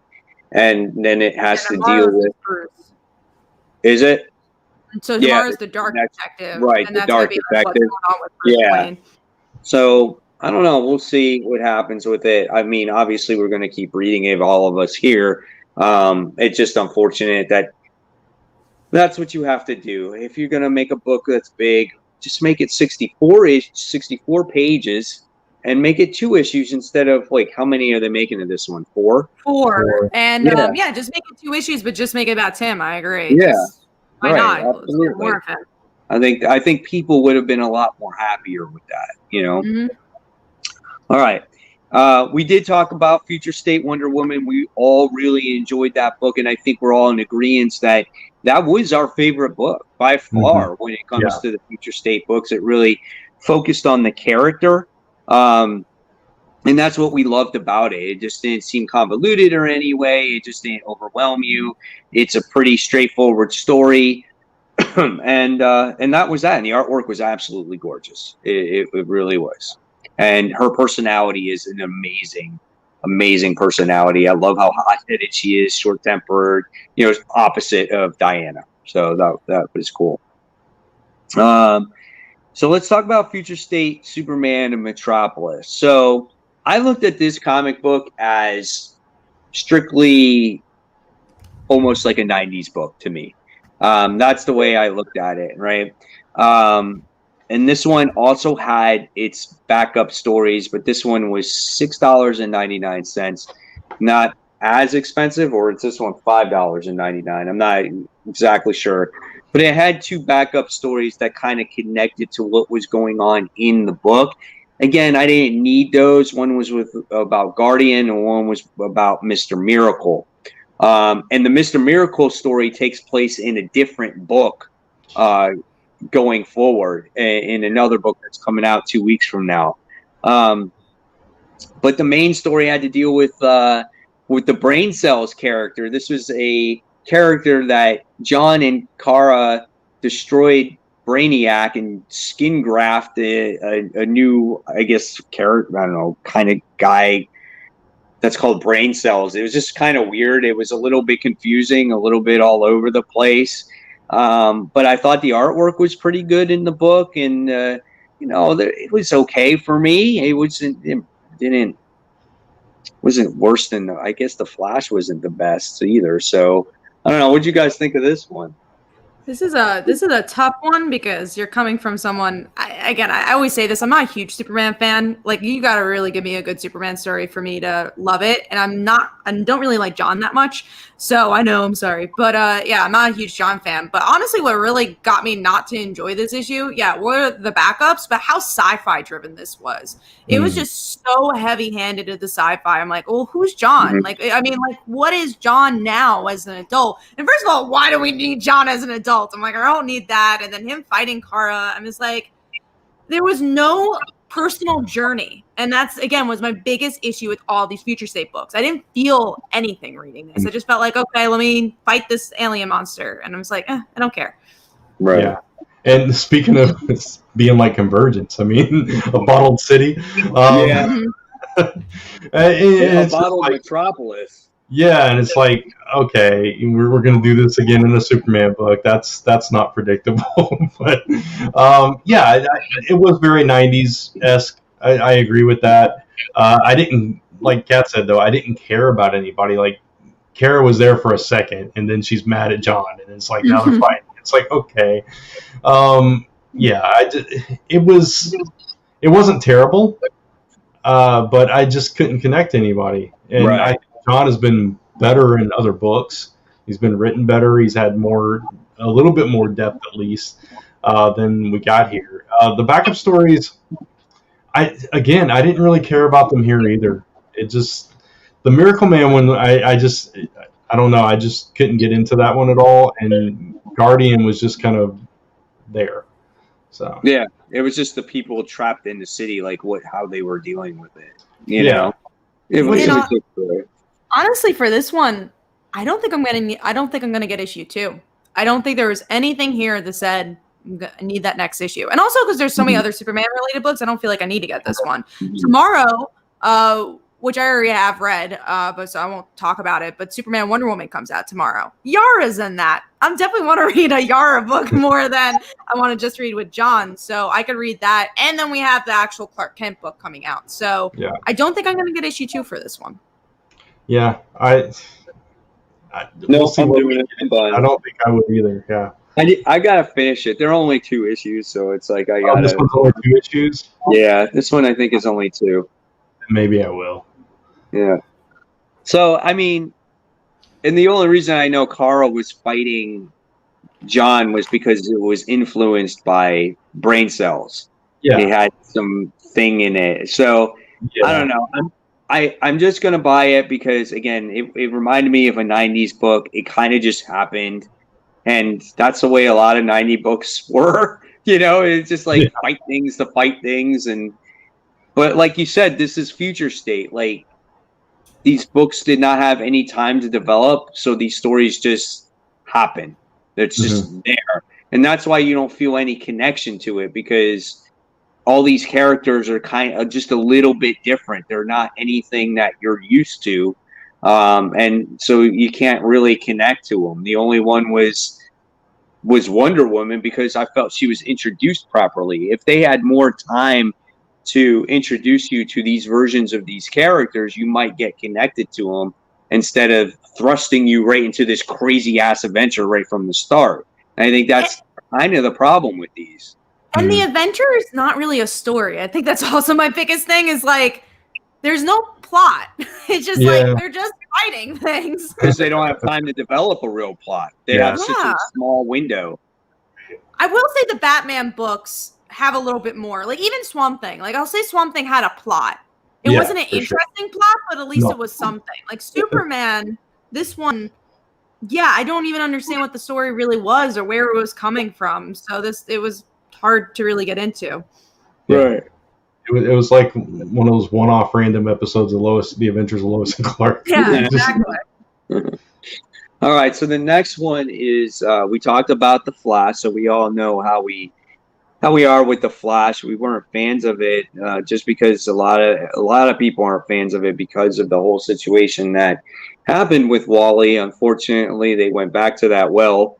And again, the book is very cramped. They don't have time to explain the story or for you to see what happened to Wally, and that takes away from the issue. Or Wallace too. I wonder how Red Arrow is going to be affected by that. All right, and so the next one is Future State Harley Quinn. Now, I like this story because it reminded me of a Suicide Squad type of story, how she gets recruited to get with Scarecrow to kind of defeat Gotham's enemies. Have we seen this type of story before? Yeah, we've seen it before, but it was still interesting to see how this Harley was written. But at the same time, the one thing that bugged me about this particular book was the artwork. The artwork was nice looking, but there was too many panels, there was too many close-ups, and not enough action, and it really took you out of the story. I agree. It was really dark. I'm not a huge fan of this artist's style. I've seen it with Mighty Morphin and a couple of other books. Again, nothing against artists. It's just not my particular taste. With this one, I do think there was a story, which was nice. So it's a little higher than the others, but it didn't actually, it made 2.5 stars. It didn't even make 3 stars. So I didn't really feel like Harley was the main character of her own book. She just I felt like she just sat in a chair and kind of did nothing.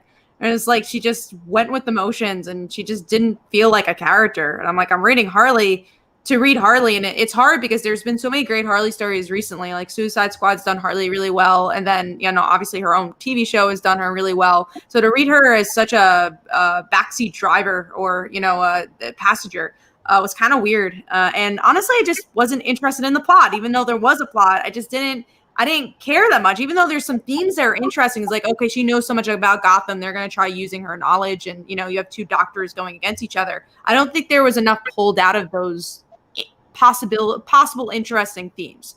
It didn't really hit it out of the park for me. This was my second favorite. Of course. I actually really like the art.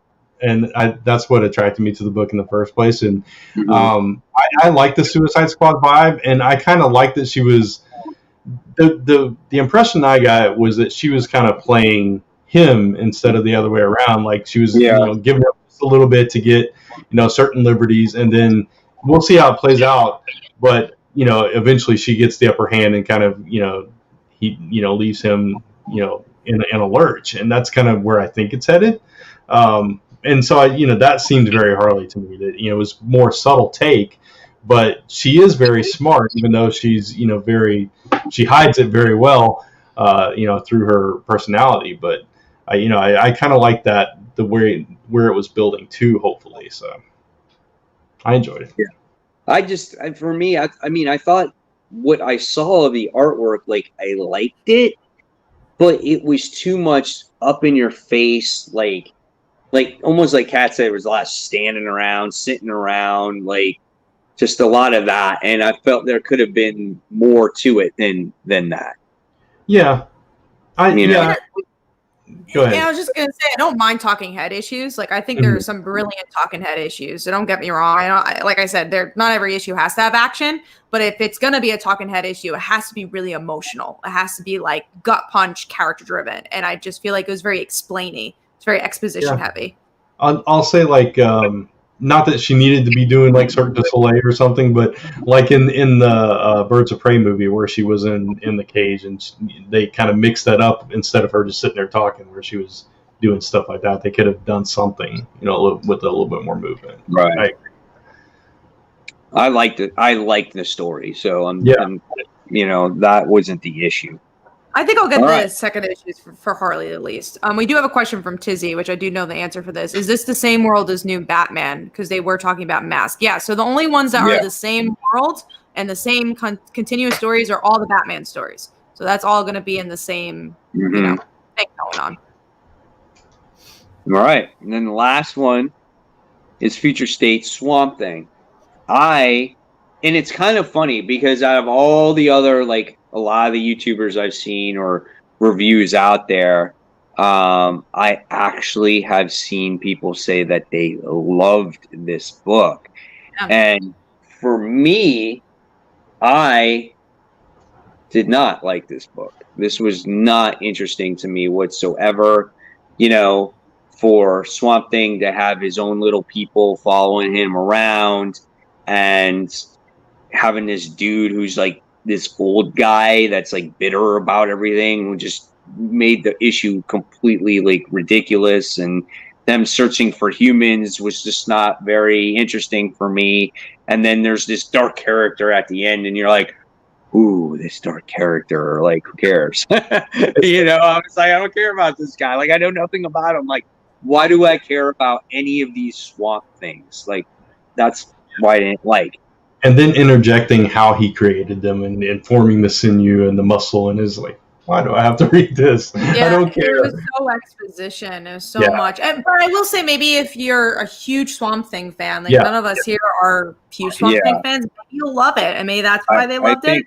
And I think so. And I think that's why so many people liked it, because they were Swamp Thing fans. And I will say this, though, the artwork in it was nice. Like, it fit the tone of the book. It felt that desolate. Desolate land and whatnot. So I got to give it that. And even though I did not like this book, I will read the second issue just to see how it finishes up. I won't. I won't either. I'll let you know.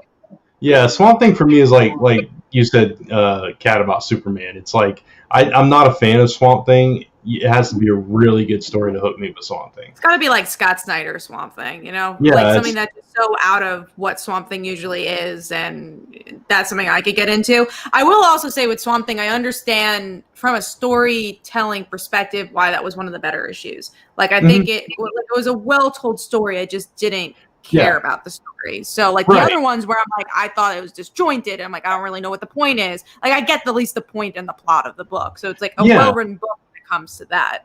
Yeah, it's interesting in the fact that he's created all these plant people that are very humanoid, and he's searching for humans because he's missing humans, because he is human underneath all that, or at least he was at one time. And so, I mean, that's an interesting, philosophical issue in the story, which is, I guess, good for Swamp Thing and just not my cup of tea.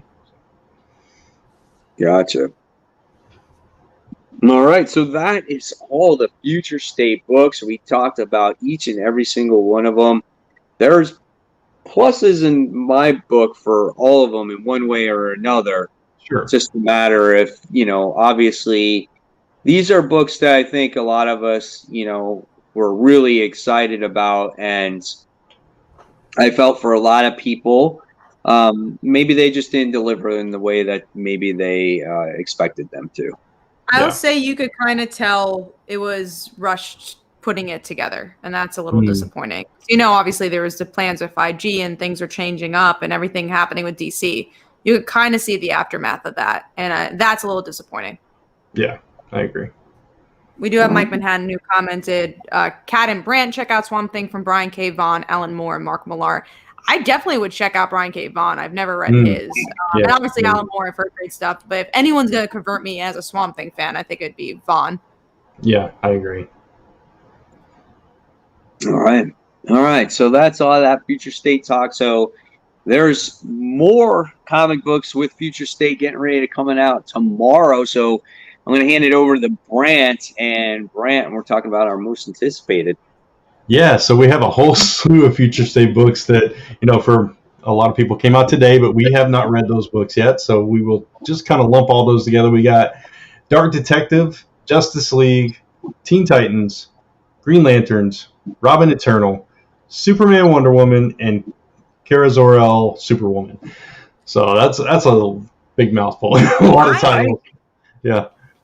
I'm nervous. I was just going to say, just the lineup here seems more interesting now that I look at it than last week's books. Yeah, the franchises are more. A lot of heavy hitters here. Yeah. I would say from these, what I'm most excited for, I will say I've heard disappointing things about Teen Titans, so I'm a little worried about that. I have not read it myself, so I don't have any comment. Dark Detective, I'm really excited for because that's the new Detective Comics team. Justice League, maybe out of all of them, I'm really excited for because they're all new characters. And what I've been seeing with Wonder Woman is when they're new characters, they take the time to introduce them. So I'm hoping it's really like character driven, and I'm just excited to meet all the new characters. I'm Kara. I love that girl, but she has not had a good story in a really long time. So I don't know if this will be a good story, but obviously I'm gonna pick it up. I already read Superman, Wonder Woman, and Green Lantern, so I'm not going to talk about those. Robin Eternal, Tim Drake. Let's hope it's good because Tim deserves the world. Yeah, it's like I'm looking forward to most of these, and I just now heard about Teen Titans being back because I haven't really been on social that much this week. Oh, I haven't heard anything, so now I'm like, great. Yeah, I know. I'm worried about it too now because that's like one I was really looking forward to. I love Teen Titans, so I'm nervous now. But I think all of them except for Kara, for the reason you mentioned, Kat, that there hasn't been many good stories with her. The rest of them I've been looking forward to. So, what about you, Mike? Yeah, well, Kara Zor-El, same thing, my least favorite. Green Lanterns, I am most anticipating just because we haven't seen these lanterns in a long time. Teen Titans was way up there, but now I'm like, now I have no expectations of it. And I would say Dark Detective, Justice League, like all these books are like really high up. Like I'm really excited for them because these are like the top tier books, I feel. Exactly. Yeah, for sure. All right. So we got a few King in Black books now. We got King in Black, Gwenom versus Carnage, Planet of the Symbiotes, and Thunderbolts. So let's start with Gwenom and Carnage. I know, Kat, and you're looking forward to this one a lot, right? I'm literally wearing a Spider-Gwen shirt right now. Oh, nice. Not on purpose, but I'm so excited for this book. And honestly, what excites me, not just that Gwen's coming back, but it's such a rich story of having her, Mary Jane, and Gwen verse each other because there's so much tension there since the last arc that, Mary Jane's like, stop leaving us. There's just so much unsaid. So now to have her be the villain of the story, I'm really excited from like a character driven point of view for this story. Right. Exactly. Yeah, I'm excited for this book. This looks pretty badass. There was no doubt in my mind that I was not going to read this book. Yeah. So it looks really cool. Yeah, and then we got Planet of the Symbiotes, which I know you're also looking forward to, Mike. Yeah, and I'm not even 100% sure like what this is about because the description that I gave was so vague. And so I don't know. All I know is it's null, and maybe they say Planet of the Symbiotes, and that is Earth because it's the new planet that has symbiotes on it. But what's this particular part of the story going to be about? Like, I don't know. So I don't know. It looks cool. I'm going to buy it, and I'm going to read it, and I'll make a determination then. And then Thunderbolts, which I'm looking forward to because I try every incarnation of Thunderbolts because I was a huge fan of the original series. It's such an interesting concept. The last try at it wasn't the greatest, so I'm hoping they do this one more justice. And, Thunderbolts was Dark Reign, right? Was that the last one that they had? It was Bucky was the head of the last one that they did, right? Was he? Okay. Yeah, where they were. Book, I feel. Yeah, it was where they what was that story where the Cosmic Cube was an entity? So man, what was it called? It wasn't Secret Empire. It was something No. other. It was another secret. It was that town where they brainwashed all the villains. I remember that. I don't remember the name of it though. Yeah, it was during that.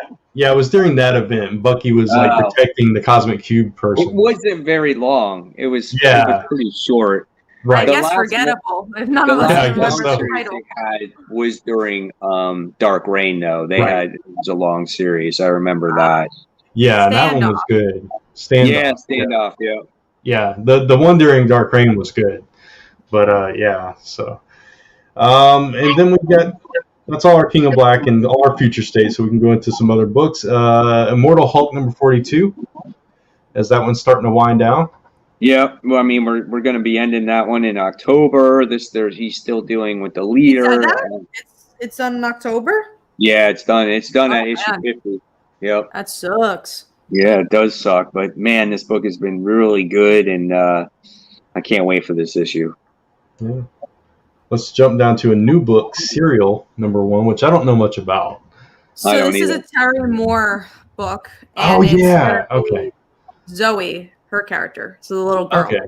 Yeah. Okay. Well, I'm excited now. I'm interested. Zoe's not my favorite Terry Moore character. Like, I think she's fun. I don't know if she could hold her own book, so I'm interested to see where it goes. But I feel like there's other supporting characters from other books that would have been stronger. Like one of my favorite supporting characters is Jet from Rachel Rising. I think she's a really cool character, so I'd rather have like a Jet book. But we'll see where it ends up going on. And also Zoe's from Rachel Rising as well, so I'm just like, give me Jet instead of Zoe. But we'll see. I pick up all Terry Moore's stuff. So she was my favorite character in 5 years. So now I'm kind of excited. I want to try it. We got 7 Secrets number 6. Things really started to heat up last issue, and now you got this whole army coming for their archaic hideout that probably can't hold up to them. So let's see what happens. I think it's also taking a little hiatus after this, so it's going to be taking like a 2-month hiatus, which is fine. 2 months is easy to get through. 2 months so we can get through Future State. Yeah, exactly. So that's fine. Yeah, I'm cool with that. I don't think any of us marked it down, but David just mentioned it. I'm not getting it, but Haha issue 1's supposed to be a very big book for this week. Okay. Yeah, I might get it. I don't know. Too many books for me this week. I'm looking at, do I want to read another 24 books this week? Like I don't think I have it in me to do it again. Yeah, exactly. Yeah, you got to cut some down. Like I said earlier in the show, like I liked Homesick Pilots, and I might catch up with it later, but I'm not getting issue 2 tomorrow because it's just too much, too many books. Speaking of Boom, we got the finale to Red Mother. Now this is a book that I'm obviously getting, and I am that's honestly gonna be the first book I read.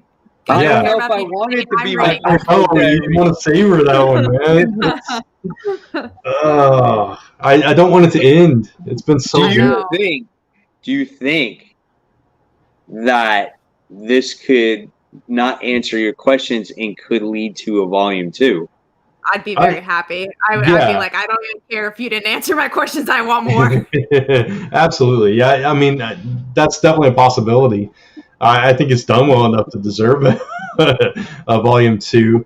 But the other alternative is she just becomes the Red Mother, right? Yeah. So it's like, I'm excited to see that epilogue, like, because I think we kind of all get the idea that she is the Red Mother, but I want to see more about like what happened to the boyfriend, like where does she end up in the end of this book? That's like what I'm most curious about. Yeah, and what happens to all those people that now only have one eye? I feel they all get eye patches. I feel like she becomes the Red Mother, and we're going to see everything from her perspective as the Red Mother. So I think we're going to see, like, maybe you'll see the mugging. I don't know, like perspective.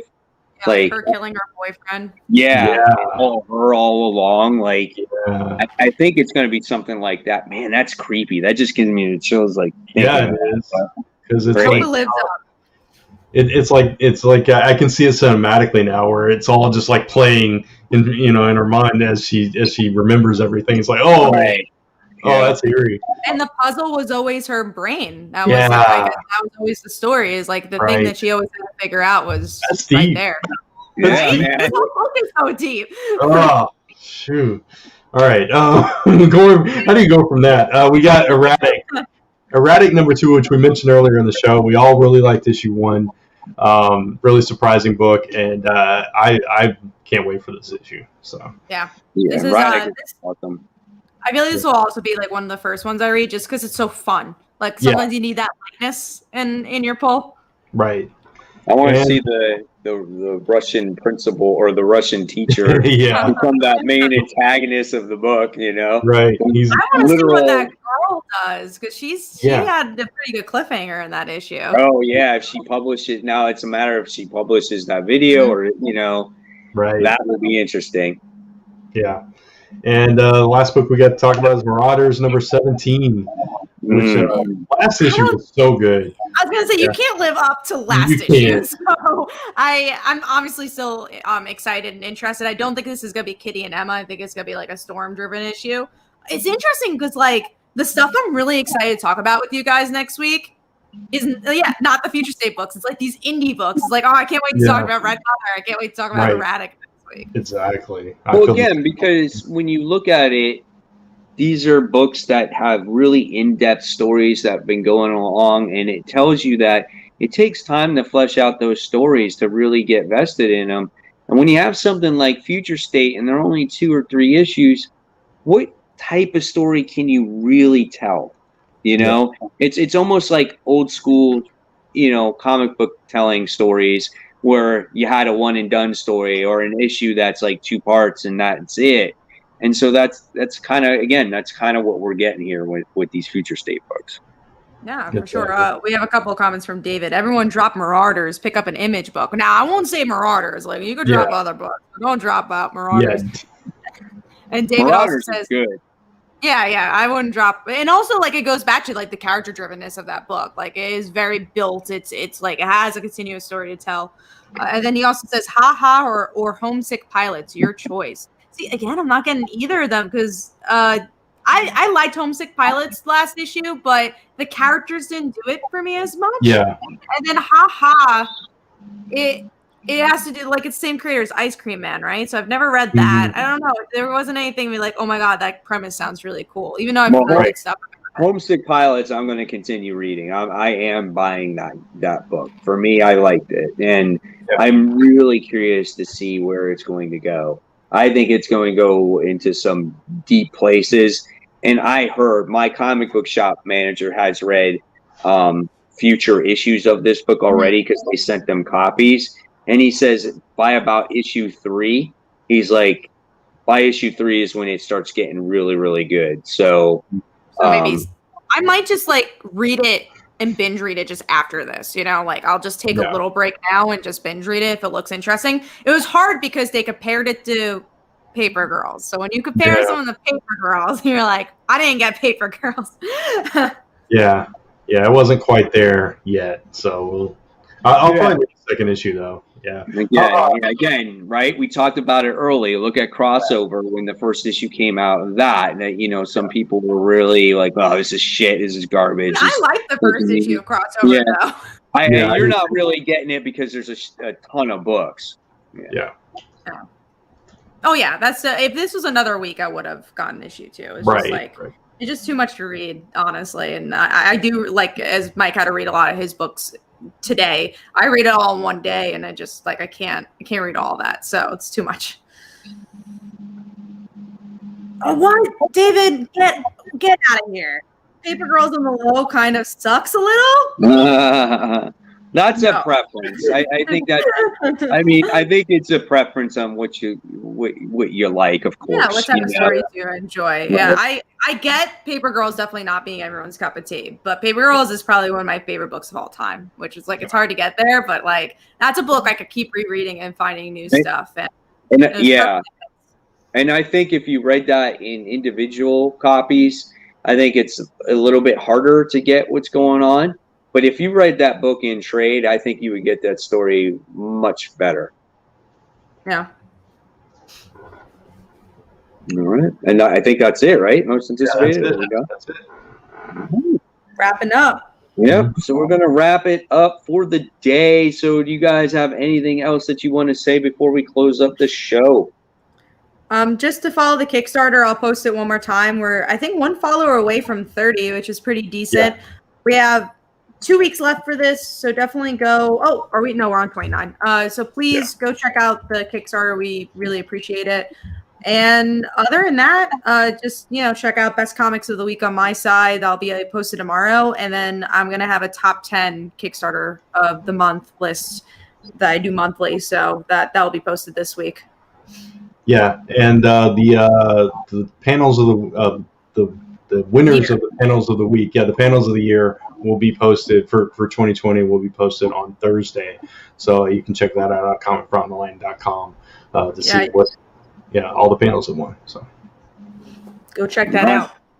And then for me, guys, if you want to go ahead and on my channel on Comic Book Corner 2.0, if you want to go ahead and check out my top 10 comic book covers of the week, you can go ahead and do that. You can vote on your favorite comic book cover of the week as that series goes on yearly. It's a fun time. And then I have a top 10 most anticipated comic books for next week that went up posted today. And then don't forget tomorrow as I do my weekly comic book haul. So that's always a lot of fun. So, like we said, remember, back up, or we can't back it yet, but follow that Kickstarter. And until next time, guys, this is myself, Brant, Kat. We're signing off. Remember, subscribe, hit that bell, follow us on social media, give us a thumbs up. And until next time, enjoy those Future State books, guys. Take care. Have a good night. Thanks for watching.